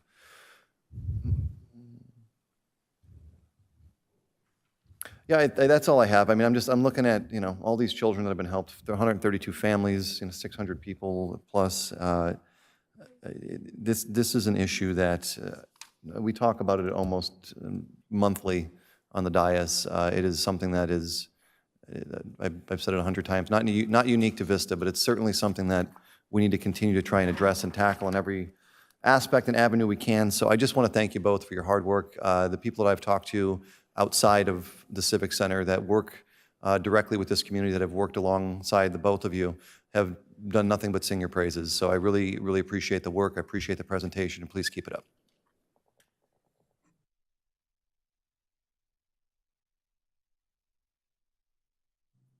What's the status on the development of the by name list? We have a working draft currently with the San Diego Rescue Mission, and we will present what we can, of course, without any PII at the 4-month review. And when is the date of the 4-month review? March 25th, tentatively. Okay. I'm eagerly awaiting that. It's been long overdue. We've talked about it for a long time. The point-in-time count has its limitations. It's the only tool that's been available to us, but the ability to know how many people, unique individuals that we've come into contact with, really through all of our service providers within a 12-month period of time, would really be useful, would really give us an idea of a better idea of what our population is. We've seen a big increase in our costs. We started out with, I think, like $54.79 at the $200 or $200,000 for 10 beds, which was when we first acquired shelter 4 years ago. Now, we saw mixed results. We re-engineered the contract, and I think we're doing much better now that we're attaching a dollar amount to the actual outcome. But still, our costs have nearly doubled. When we look at your layout, I counted the number of beds. How many beds on the Michigan site were you in your diagram? I counted, but I don't want you to tell me what the number is in case I counted wrong or in case that's not reflective of the actual plan. Yeah, I believe we scheduled 48. We're planning for 48 beds. Oh, okay, good. All right, I counted wrong there. So you believe that, and what do you think that's gonna, we can buy that for $4.5 million? So the property is already owned by the City of Vista. We would only pay the costs of the construction delivery of the modular units in this proposal, which are all built off-site and simply delivered and assembled, which reduces the cost significantly since we won't be paying prevailing wage for a stick build. And do we know what those units cost, and would they be within the budget of $4.5 million? Yeah, each unit is estimated to be roughly $90,000 a door. Okay. It'd be really interesting. I'd like to start to benchmark the cost of providing shelter. I think I'm aware that every shelter provider has different services that they provide, but I also think it's important for us to look at triage, which is something that we do a really bad job of. We do a really incredibly poor job of saying, number one, kids get served first. If you're a minor child, you shouldn't be living on the street or living in a car. There should be, all of this spending, the $17 million, should all be scrapped in order to get children off the street. That should be number one. We're not thinking in order of who is the most vulnerable first. And we really need, as a council, to think about our spending and we need to think about where are we achieving the best result economically for our investment, and we need to really think about making sure that the most vulnerable people are getting served first, and again, starting with children. So that's something really important. We do have children that are living in the safe parking program, and I for one, want to make sure that we should be funding more capacity at Operation Hope, which looks like it's doing a good job at keeping their per night bed costs low, and make sure that we're getting the kids out of safe parking. I really don't want kids in the safe parking. I really want those kids in a building where they have air conditioning and a real bed to sleep in. And if I would really like to have a specific meeting about what we need to do to get those families out of safe parking and make that the priority. I mean, it's not a knock on safe parking, but it is really not okay, in my opinion, to have kids living in cars. If there's anything that we can do about it, if it's a money issue, then I think we should solve that money issue immediately to get those kids out of those cars. That really, really, really bothers me. So I think, one of the things we haven't done here in this report, and I know a lot of providers are not going to like it, but I want to start to put this stuff in a grid. And, I'm looking at how many access to permanent housing did each program have. The Alliance is coming in at $39,500 for each of the 18. If we say all the other outcomes were either negative or less than optimal, the only optimal outcome is permanent housing. That's the goal for every person that goes into shelter. This is a really bad, but if you don't do this work as providers, then I'm going to get my back of the envelope in my calculator and I'm going to do it for you. And I know you don't want to be compared provider to provider, but the unwillingness to be compared is, in my book, not okay, because the taxpayer has to be able to figure out where our dollars are making the greatest impact. And I absolutely want to shift dollars away from where we're not having an impact or where the costs are too high. And I want to begin to get these costs down. It shouldn't cost $100 per person when we have double occupancy. I know we have significant staff costs that go into that, and we have meals and we have medical care, but we really need to figure out, and I want to see in the future, and I'm not making a specific request for information, but I will in the future, so I want you to think about this. I want to know what your staff costs are, I want to know what your medical costs are, I want to know what your food costs are, and I want to know what your facilities costs are. And we need to start figuring out together, if Vista is going to be a leader in the region and in the county at providing these services, then we also have an obligation to our taxpayers to make sure that we really understand our costs. A lot of us here are business owners and operators, and we owe it not just to the taxpayer, but we owe it to the children that could use these opportunities that we could fund and finance if we are very diligent in keeping track of the dollars. So I want to begin to do that. I want to make that something that we really put a focus on in the coming year.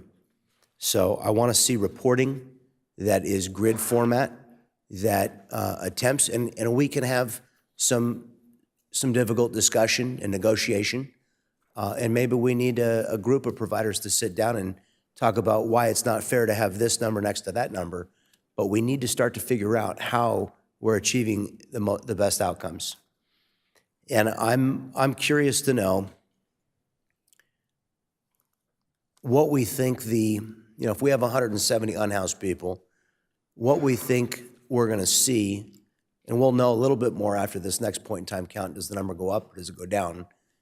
But we need to start to figure out what our overall year-over-year demand for shelter is going to be, and where we want to invest. Do we want to invest first? And I don't think we've invested enough in family homelessness.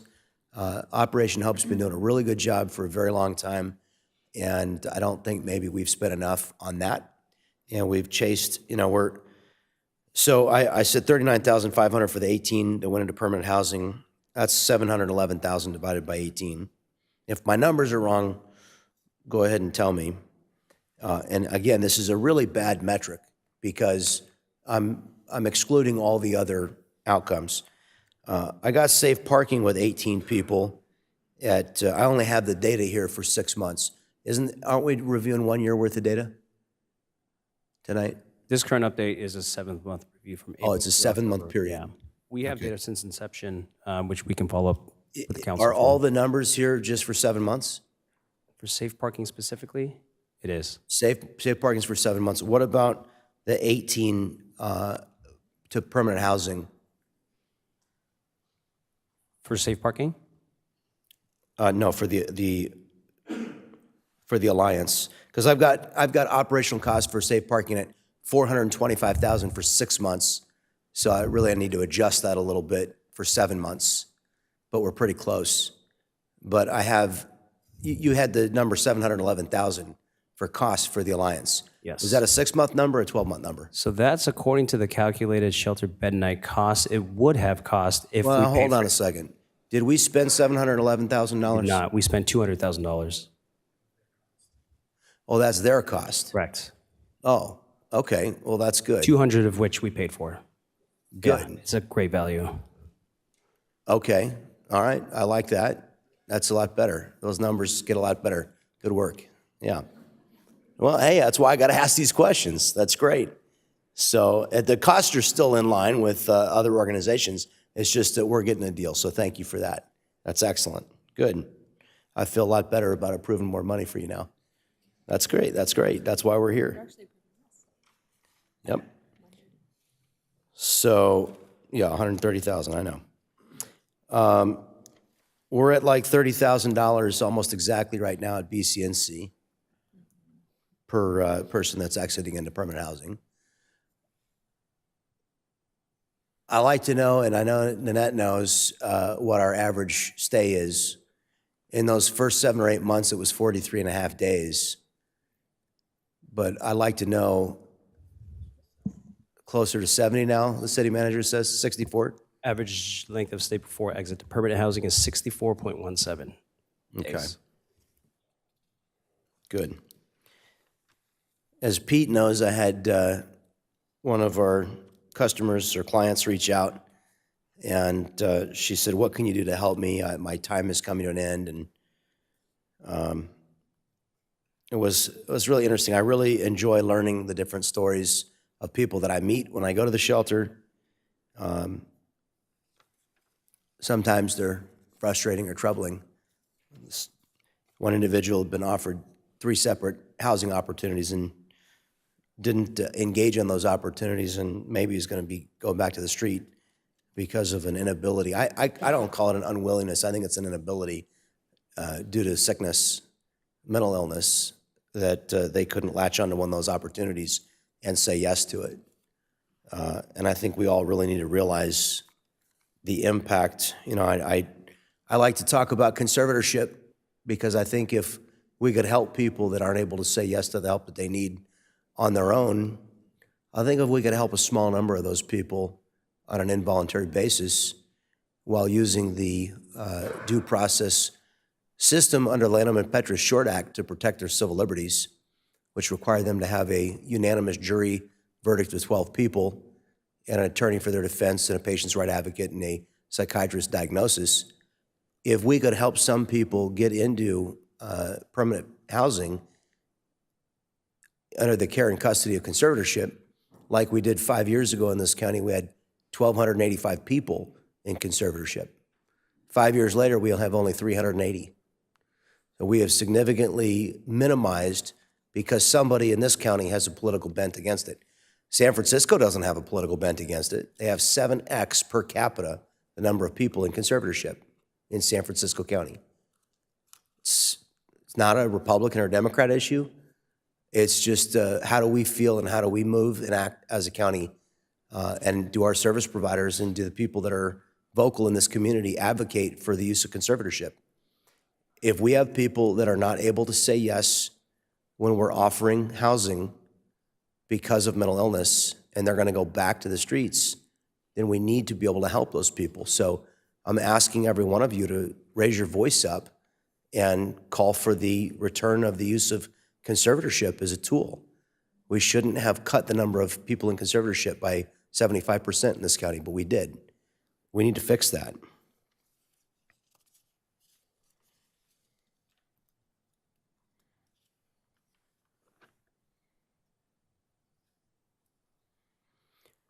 I think that's the biggest issue that we face is triaging services. Of the $17 million we've spent, what was the outcome really? And in terms of the most vulnerable people, how many people did we get off the street? Clearly, children living unsheltered or in place not meant for human habitation are the most vulnerable. In broad categories, the next most vulnerable would be people who are living in place not meant for human habitation. They're not living indoors, sleeping in a bed. We need to really focus our efforts on getting people off of the streets. And that's why it's really important, and this council voted unanimously to clean up encampments and to use the force of law to encourage people to accept the offer of help that we're making. And we had numbers from Exodus, and I know we're in the very beginning of our contract with the San Diego Rescue Mission, but we had documented at one point, and they were as clear as mud on their numbers. They never understood their numbers. Nanette gets the gold star, the platinum star, because she knows her numbers inside and out.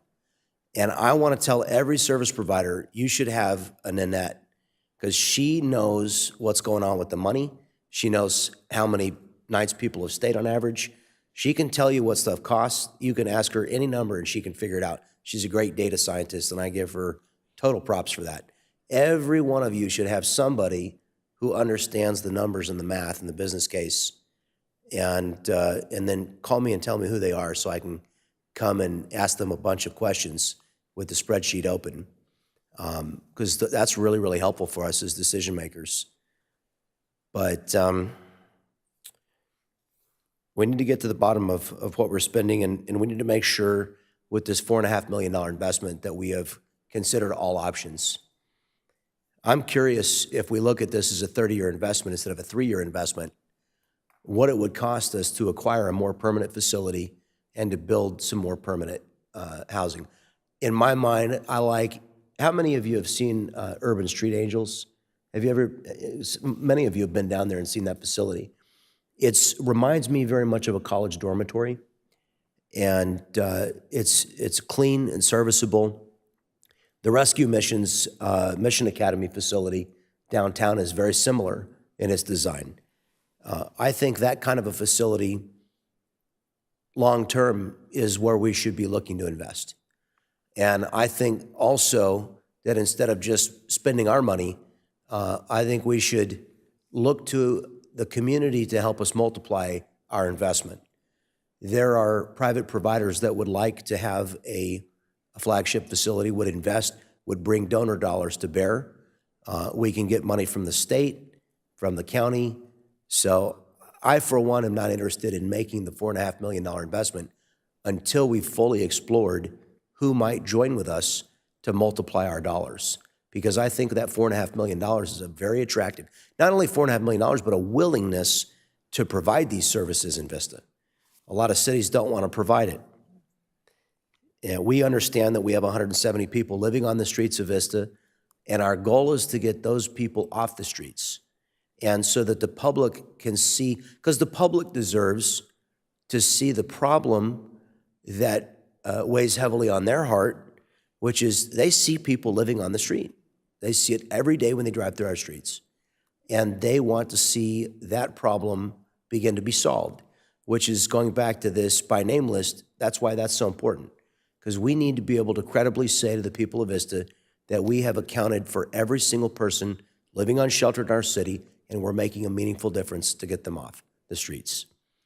Very important. Last thing I want to say is I want to give voice to something that sometimes, I'm not confusing, and I won't confuse people who are situationally or episodically homeless, but when we talk about people who are chronically homeless in Vista, our deputies started making drug buys in May of last year and made a case against 11 individuals who were living unsheltered in Vista. And those people were selling drugs to others out of the encampments. They were all living in the encampments, every one of those 11. And this is important because 375 of San Diego County's 6,600 unsheltered persons died of overdose in 2023. That's a big number. You know, if you live unsheltered in an encampment for 5 years, you have about a 30% chance of dying of overdose. That's a lot better chance of dying than you have on California's death row. So if you really want to know where people are dying, they're dying on our streets, and we are allowing it to happen because we callously refuse to acknowledge and promote options like conservatorship to help people suffering with chronic addiction. We talk about the fact they're making a choice. A chronic heroin addict or a chronic fentanyl addict is not making a choice. They are a slave to the drug that they are addicted to, and they do not have the rational ability to make the choice.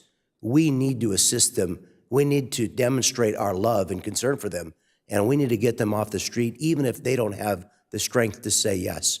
Returning them to the street because they've turned down 3 different housing options is not okay. We need to do better. We can do better, but it takes you as leaders in the homelessness space to speak up and lift your voice up. And you have to change, you have to decide in your heart that this is not right to return these individuals. Overwhelmingly, people are staying with us for 94 days or 64 days, depending upon the provider. And, you know, the number one conclusion is they're going back to the street. We need to be able to help those people. Once they've made a good enough decision to come in out of the cold, we need to be able to get them the help that they need. So super important that we start to change hearts and minds when we look at that. I feel like we ought to be able to get the number in a double occupancy situation well below $94 per day for food, housing, and staffing.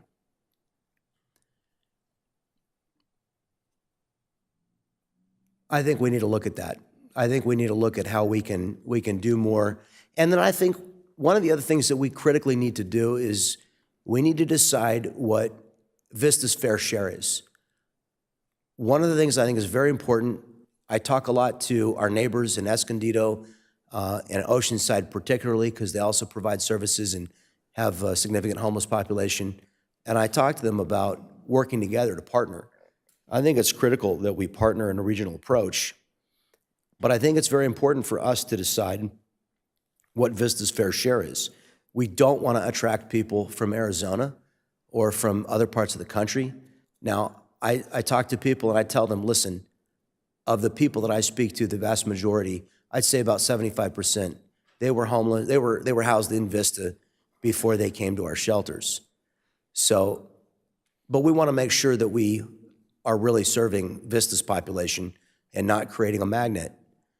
We also want to use our working to provide services, and we want to talk to our colleagues in the other cities and make sure that they're doing the same, that they're also meeting their obligation to their citizen population, and that we can work together when we're all meeting our obligation to our own citizens. So I think that's very important, and I know the Rescue Mission has got some innovative proposals that they're going to be bringing forward about regional cooperation and partnership.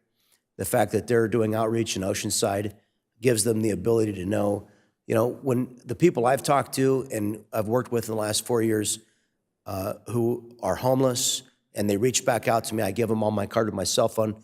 They call me 3 months later, they're in Carlsbad, then they're in Oceanside. They're moving all around.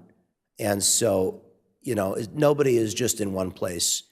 If they're homeless, they're moving from provider to provider and from encampment to encampment. So it's important that we have more cooperation between the cities.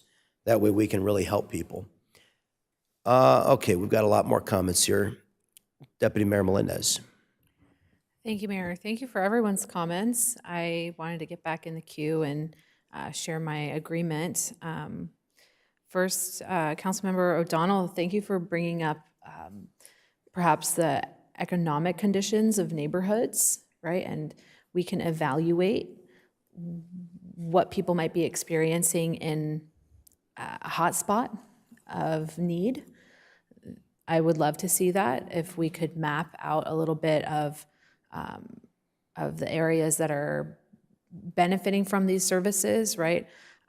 Because there is displacement that is happening in our communities, and Sometimes it's economic, and people's wages can't keep up with increasing rents, and so we see entire apartment complexes displaced and neighborhoods displaced.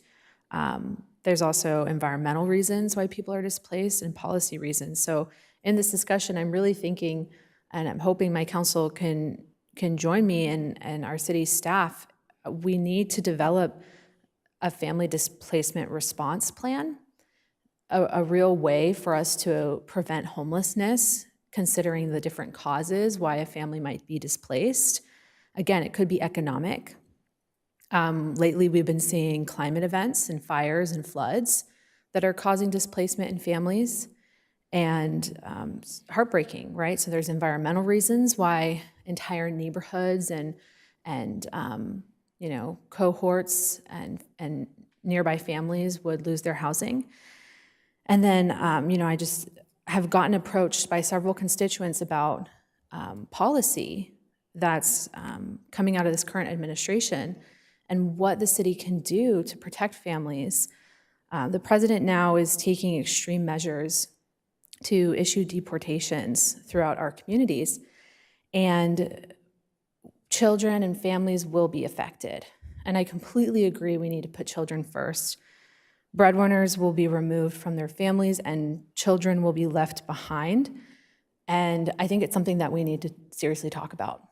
What are we going to do when families are displaced from their neighborhoods because of policy decisions, because of environmental reasons, or even those economic factors that you were talking about, council member?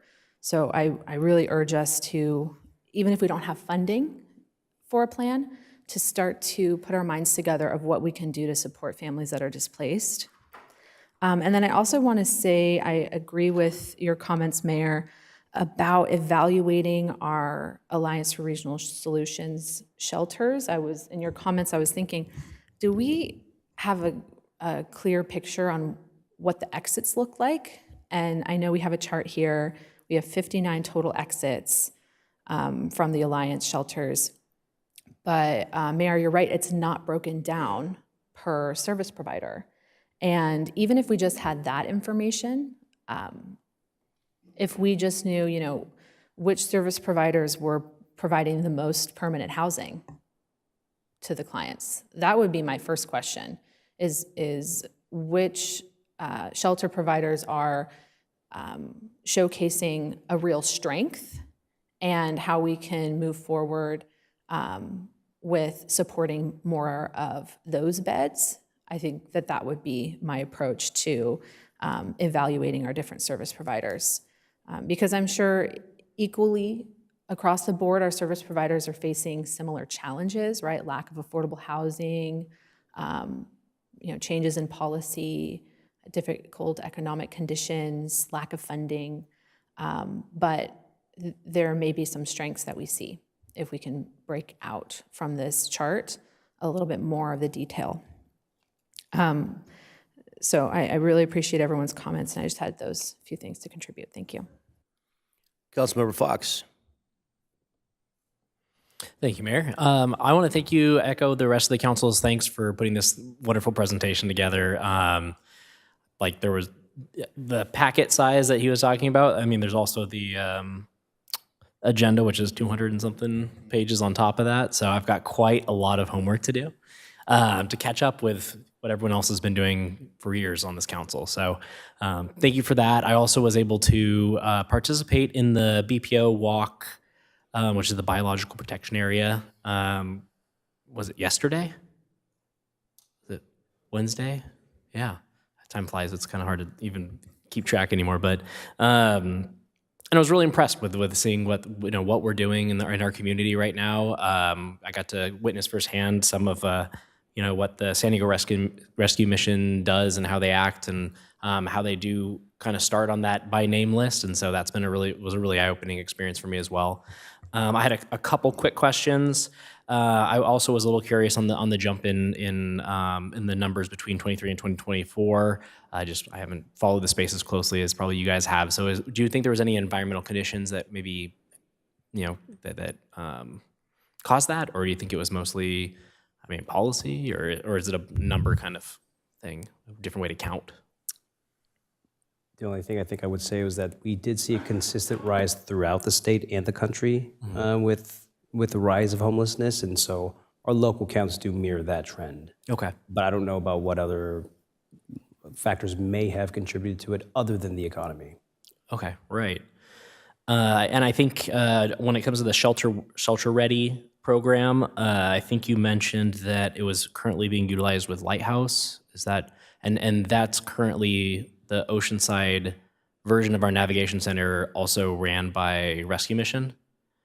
That's correct. Wonderful. So they already kind of have some experience utilizing it. And do you think that will help with you mentioned the data part of that as well. Do you think that will help with their by name list and kind of be able to provide some good data for the city? I think so, yeah. We'll have a better written record of the clients as they're engaging with the different services, which will be much more easily accessible than relying on maybe anecdotal evidence or a spreadsheet. Right.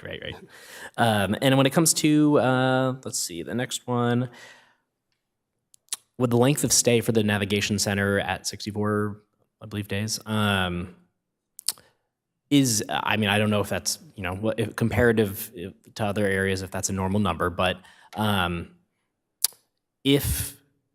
is the reason that the stay would kind of be maxing out is because there's not a place to transition them to, or is there kind of a reason, like if there was a way to, obviously if we had more beds, you'd be able to get more people in, or if the duration of stay was shorter, those beds would free up quicker, be able to get into people on our waiting list a little quicker. So I'm just trying to approach both from both directions, but is there a lack of the next step for them to be referred to, or is that the cause, or is there anything like that we can use to expedite that process?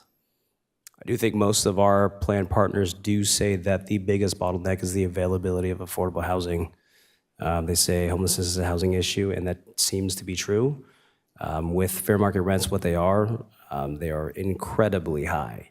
And so for somebody who's attempting to exit homelessness, not having stable income or high income, having previous eviction history, low credit score, those kinds of barriers are very prevalent for people trying to exit homelessness into permanent housing. Awesome. Well, I think between that and the rest of the questions asked by my council here, I think we pretty much covered all of them. So thank you very much again for your time and for this wonderful presentation.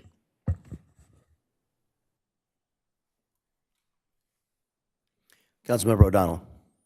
Yeah, I just have a quick one. It's so in reference to 902 Vista Village Drive and 211 Palm Drive, we've obviously been devastated by wildfires here in Southern California. We're going to have a large shortage in materials as well as an inflationary period with materials. I don't know what will happen with this administration as far as any tariffs or whatever else might cause a rise in cost. Are we concerned that we will not be able to either build these projects, or rather the developer not be able to build these projects in a timely fashion, and will that delay any type of project that would even be put in at 211 Palm Drive? I wasn't concerned until just now. I think those are good points, which we'll bring up with the developer. Well, Absolutely. We've all seen the photos. I was up there today. It is. I can't even put into words what will need to be done. And there's another fire that just broke out on the other side of the valley over there. So I don't know if this is a city manager thing or if this is you all, but I think that if we can contact the developers and see if we have any delays or foreseen delays. I know that on here it says in June we're expecting to have council consideration. If there's something we can do to expedite that rather than wait until June based on that inflation, it might be a good idea, but I would speak with the developers before we bring anything back or try and rush it. But those are my only questions, and kind of keep that on the radar. Absolutely. Councilmember Contreras. I just wanted to lend support to Deputy Mayor's family displacement response. This is something that I bring up all the time, where Vista Unified School District has already identified children that are part of families, right? That are housing insecure. I want to make sure that we're doing as much as we can to prevent homelessness for children and families. And I'm curious,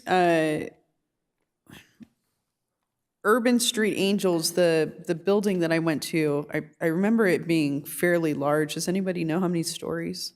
It's 4 3 stories. stories. Okay, 3? Three. 3 stories. With lower level with the backyard where the greenhouse is, yeah. okay. So is that, Mayor, is that something that you are looking to see us cost out? Or I'm trying to figure out a little bit more about, what you're trying to move forward in talking about Urban Street Angels. You want me to tell you? Yeah. I'm just curious. So you all know the Ayers Hotel? Yeah. There's 103 deluxe guest bedrooms at the Ayers Hotel. It's probably one of the nicest hotels in Vista, right? Its current assessment is $22.6 million, which means that it was built for something around that in what year?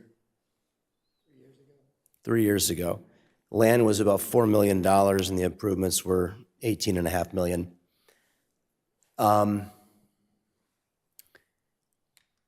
obviously, there's landscaping costs that are ongoing, and there are electric costs and insurance costs and all these things that don't factor into this, but just the hard investment in the actual facility itself. At double occupancy, Dan, can you check my math? It's $10 per person per day. Okay, and again, that doesn't include, 103 rooms, so 206 people can stay there. 22, and I took that number on a 30-year depreciation. So you take your 22.6 million divided by 30, okay, and then you divide that by the 206 that it could accommodate at double occupancy, and it gives you about 3,600. I mean, per room, it's like 7,000 or 8,000 per year on a 30-year depreciation, but double occupancy is $3,600, $3,656. Divide that by 365 nights is $10, almost exactly $10. So when we talk about we got free land, and free land's great, but I do not like these temporary structures. I do not think they are a good value in the long run. They're not a 30-year investment. They're a short-term investment. They get something built quickly, but I think we'd be better off to give our money, whether it's Interfaith or the Rescue Mission or some other organization. We give them $4.5 million, and maybe we make another long-term $5 million commitment, which we could easily afford to do over some period of time. And then we say, okay, Catherine Blakespeare gave us $5 million, maybe for a real permanent facility, and that was for a 3-year program. Maybe she'd give us $12 million for a permanent facility. And then maybe the private donors would come in with another $10 million. Maybe we could figure out how to build something that's permanent, that's significant in Vista, that has a significantly lower facilities cost. Now, staff costs are always going to be something that we don't have a lot of control over, but I'm looking at how we can build. We've got a facility that we've got 2 years to go in. So just looking at my back of the envelope math here, we ought to be able to do a lot. I mean, we're paying a lot for the facility we're in right now, and it's a Class F facility that we put some paint and hard flooring in and made it into a Class C+ facility. But we could do better, and we don't need to build to that standard. We don't need to build a Class AAA like the Ayers Hotel did. We could build a B+ standard that everybody would be happy with, and something very dignified. So are you saying that this would be transitional housing? No, I think it's shelter, but Mr. Sturman immediately, upon opening the 48 beds, said, now we need to double it no, I'm not being facetious. The reality is there is more of a need. We're using the shelter at Interfaith, the Alliance. We have a deficit of shelter beds. I want to constantly remind the public that shelter is not a place people are intended to live. I love about what the rescue mission does is they got a 30-day program. I mean, look, honestly, and I'm saying this to Buena Creek Navigation Center, we need to figure out within 30 days if people are serious, if they want our help. And it is a tragic reality that some people are not going to say yes, and that we don't have the proper tools to get them to say yes. But the shelter is not a place for people to live. It is not transitional housing. The shelter is a place for people. It's a way station, and the Okay. reason we call it Navigation Center, I know it's your time. No, I'm just, Go ahead. I'm just literally trying to figure out because I'm confused. I just want to have more clarity about what it is, because maybe we can have another council discussion about it.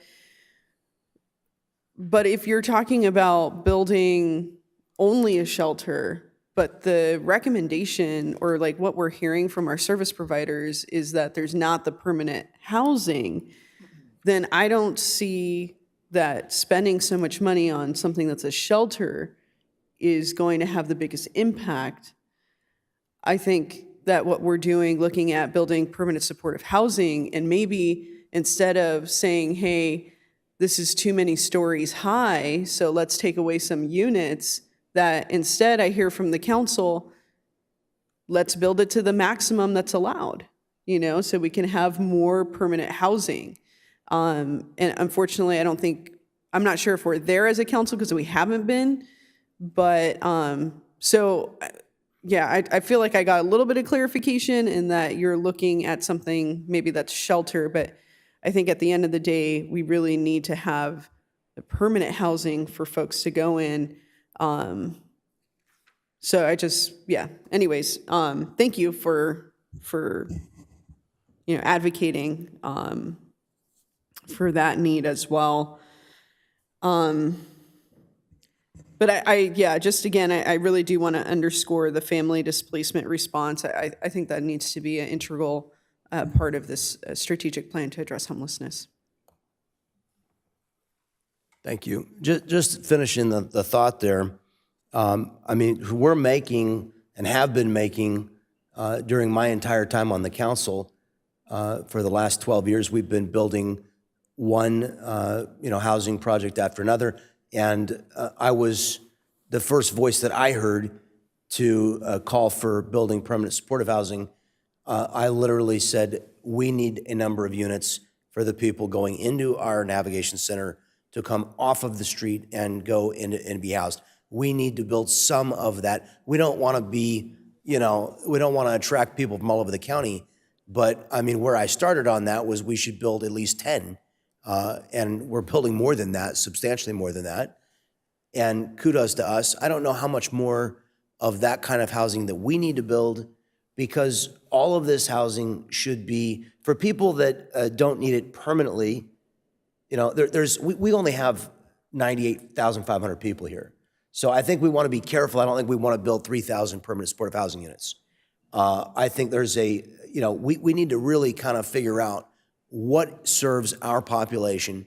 And again, I'm not interested in serving the population even of Encinitas, and I appreciate the partnership on the Navigation Center, but Escondido doesn't want to serve Vista residents.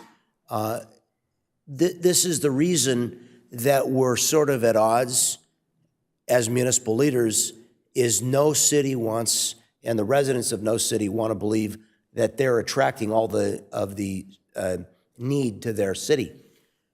But it is clearly what a leader does to say, our citizens have a need, and until we've built enough to satiate that need, clearly we have not done what is our responsibility to do. And we're coming to a point where we've done enough that we need to begin to ask how much will be enough. We shouldn't just go, never let up on the accelerator. there has to be a, when is the right for us to go to our neighboring cities and ask them to do their fair share also?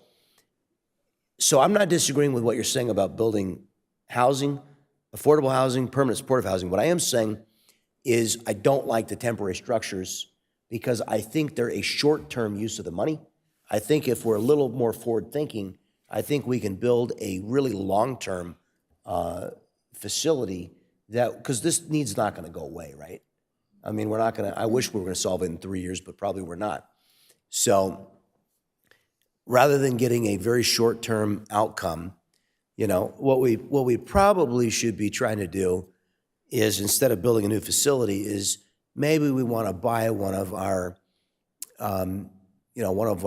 motels that is rife with drugs and gang crime and prostitution, and get rid of all the crime and all the calls for service and rehabilitate it into, I'm just coming up with ideas. They're not all great ideas, but I think we can leverage the $4.5 million. Instead of just going and buying these trailers and parking them on land we have, we can leverage. I'm having conversations right now. I can't reveal all of it because haven't been given permission, but there are service providers that want to work with us, and they will come up with significant money. But we need to leverage these dollars, not just, go to the store and go, how much can I get for $4.5 million? No, we need to go, hey, we've got $4.5 million. Who wants to come play ball with us? And then there are others that will certainly come in.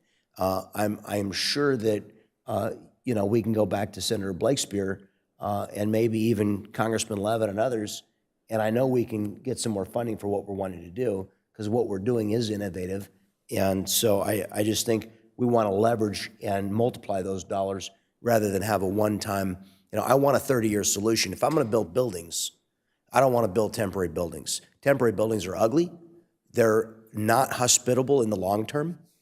And I want to build something that's permanently serviceable. But no, as far as a shelter, I want to keep the shelter for what shelter is for, which is as close as humanly possible to 30 days, because we kind of know in 30 days, don't we, if somebody is going to be on a path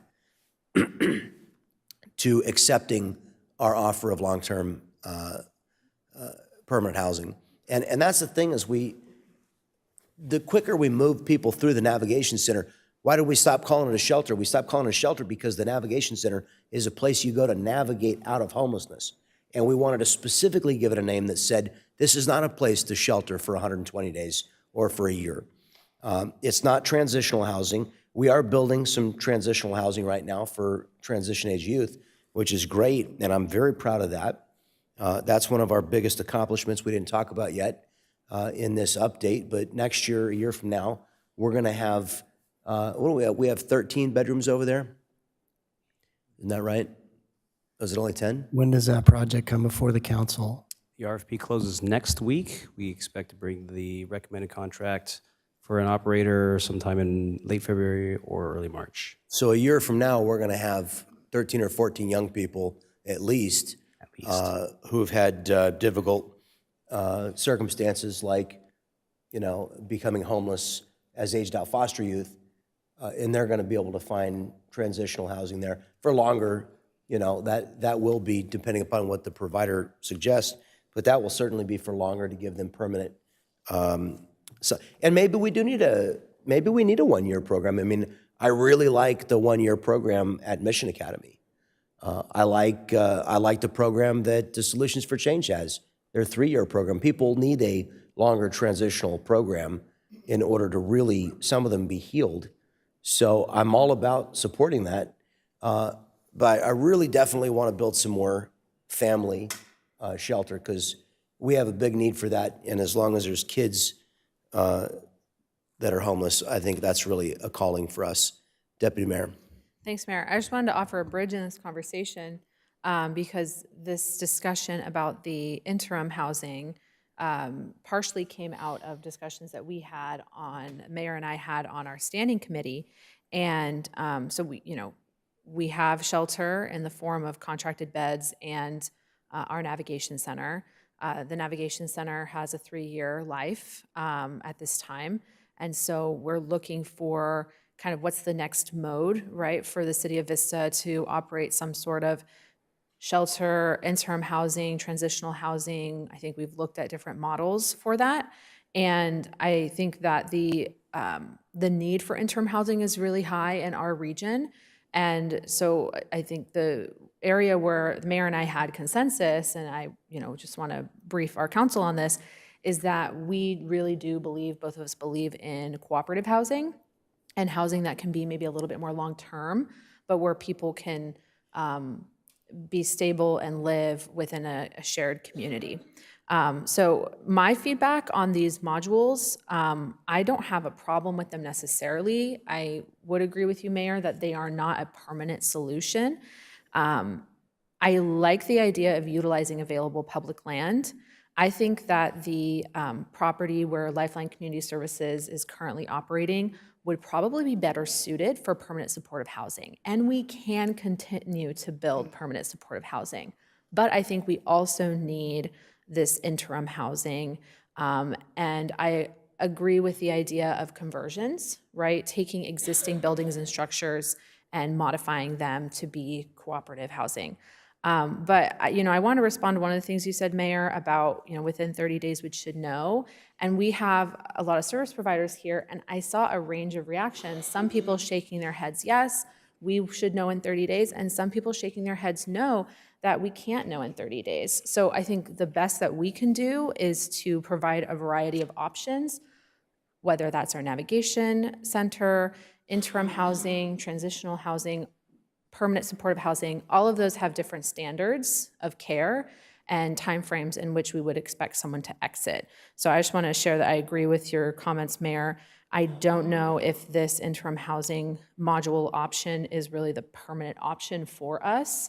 I would love to see this come back with some options. I don't know if staff has looked at options of acquisition. Have we looked at acquisition of dilapidated properties? Yep, we've approached some of the motel owners. The sale prices are substantially higher than what's currently available at 4.5, but as the mayor mentioned, we believe we could probably pursue some other funding using that as leveraged funds. But again, as the deputy mayor also mentioned, the BCNC expires at the end of calendar year 2026. So the amount of time we have available is pretty limited. These modules are going to help us transition the folks out of the Buena Creek Navigation Center. But we haven't heard the lifespan of these products. 20 to 30 years, depending on the provider. I think Mr. Sturman can provide some more context. So we have three different providers up here. The provider on the far left, utilizing steel frame construction, have said their products can last up to 50 years and beyond. The middle product that you see there was a provider that's built dormitories for some of our largest military academies during COVID. So, that's a traditional build, a stick build, and then it's brought in site put together. Those are also 50+ years. The design you see on the far right, that's utilizing plastic modules. So realistically, the plastic should be half a century. Okay. I personally think that there's more to evaluate on this project. And maybe the next piece of information I'd want to know is what's that range, right? We're beyond the $4.5 million that we're ready to put towards this now. How much more would we need to look into acquisition or a longer-term facility, assuming that a dilapidated property is a longer-term solution? That comes with a lot of caveats as well. But I think the consensus goal here is cooperative housing, right, and a way to transition the folks out of our navigation center into interim housing. So just wanted to build that bridge there. Mayor, if I could, the purpose of this item is to make sure the council's okay with us moving forward on this property, and then we'll come back with a number of options considering what we've heard tonight. Why do you label this permanent interim housing? I mean, this $4.5 million was set aside to replace the BCNC facility. It's just the terminology they're using. It's the same idea. It's the same thing. So, but I mean, let's keep it apples to apples and call this navigation center, succession plan, because we're getting confused over here about, is this a place people go after they leave the navigation center? And the reality is, no, this isn't a place for people to go to the navigation center and then go to this. This is the facility that would come after the end of the lease on the NAV Center. I think what we ought to do with our 2 years is I think we ought to get busy in the next 6 months. We ought to put an RFP out. We ought to say, we got a piece of land here, and maybe it's not the only piece of land that we could build this on, but maybe it's the best. We'll put up the land, we'll put up the $4.5 million, and we want somebody to come in, and if somebody wants to come in and say they're gonna build it on our land and with a gift of $4.5 million from the city and free land, and we'll lease them the land for, whatever, 50 years for $1. Let's see, and let's get a letter off to our state senators and assembly people, and let's ask them for money. Let's, let's have somebody's bidding on it. And let's get why are we trying to go alone on this? Right? We got $5 million for the BCNC. There's tons of money out there with Prop 1 having passed. Let's build a real facility instead of these plastic units. If every time I look at these temporary modular things as I look at them over a 30-year investment, they never pencil the right way like a real building. So I think we should look at the long-term utility. And also we want to make sure we get maximum density on a project like this. So I think we should proceed with an RFP on this because we've got some very attractive offerings. But obviously, if we build the facility, like you said, if we're hiring the construction firm, we're going to pay prevailing wage. So we need to offer the land to somebody who's going to build the facility and operate it. And we need to let them come up with $5 million from their donors, and we need to bring another, $10 million in state funding, maybe $15 million. But that money's out there right now. I met with the governors, with Maurice Lyles. They're begging us to apply for this money. We just got 7.5? Yeah, we've got big money coming through ERF. I don't know if that's not public yet, but yeah. Well, anyway, it's not done yet. Yeah, but we got big money coming, and we ought to be able to get more. There's a lot of money out there right now, so let's compete for it, and let's build something that's a permanent installation. Councilmember Contreras. Yeah, I think it's a good idea to look at maximum density for this type of project. And I think it is important to consider the entire footprint. Obviously there's an organization there that provides a lot of good services. So, finding a way to integrate that along with, additional housing could be tricky. It could be very expensive. I'm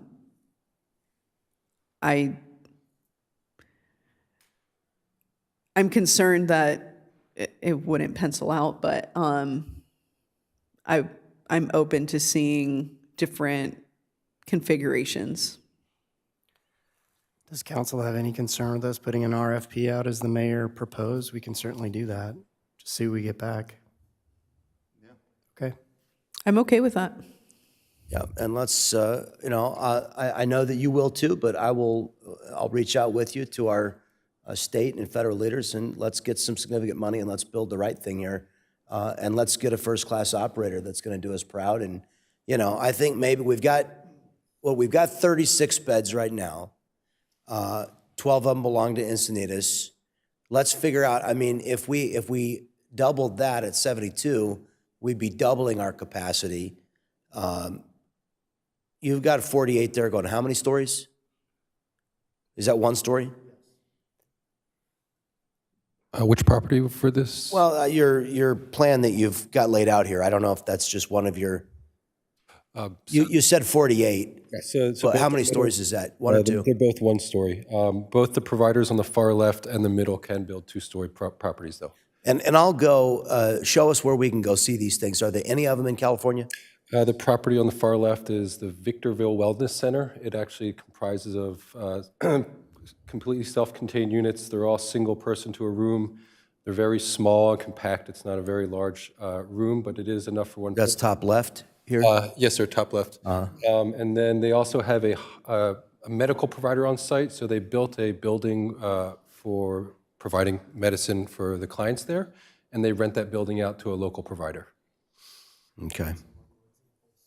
Yeah, if there's some places we can go see these things, I'm not rejecting them out of hand. I'll go see them, but I'm just looking at the cost to build a permanent installation, and it isn't beyond what we could do. If they had $4 million worth of land and $19 million of improvements to build Ayers Hotel, which is top quality furnishings, artwork, and all this stuff, then probably for $15 million plus land, we could do something really nice. We've already got 5. We only need $10 million more. We could do that, and we get another $5 million from Blakespeare, and maybe $5 million from some private sources. We're there. And then we got a permanent facility. Now we just have to figure out about ongoing operating costs. I think that's really smart. And then we can charge $86 a night or $84. We can undercut the competition. I'm kidding. Maybe we can work with the Alliance to offer the beds. But I mean, we need more shelter beds, right? Maybe the Alliance or Interfaith will win the contract to build it. So. Okay, I don't see any other comments, so I'll just say thank you to all of our service providers and all the community members. We are doing a lot of really great work, and I want to say I had a lot of really personal conversations with just about everybody in this room. You're pretty amazing people who have a real heart to serve people and help people, and I just want to say God bless every one of you for that, and all of our council members and all of our city staff. Just a quick, I don't think we ever took a vote. There's a what motion are- and a second. Oh, we had a motion, a second Yeah. to the $130,000. Thank you very much for reminding me of that. Okay, motion, a second. Please cast your votes. And your number got down to like 11,000 after I considered all that you contributed to it. So I wanted to come back and give the right number there. That's excellent. Thank you. See, that's what I like is organizations that are multiplying our dollar. That's wonderful. That's good. That motion passes unanimously. We are adjourned. I was going to say road trip. Yeah, I don't really want to go to Victorville, but I will if I need to.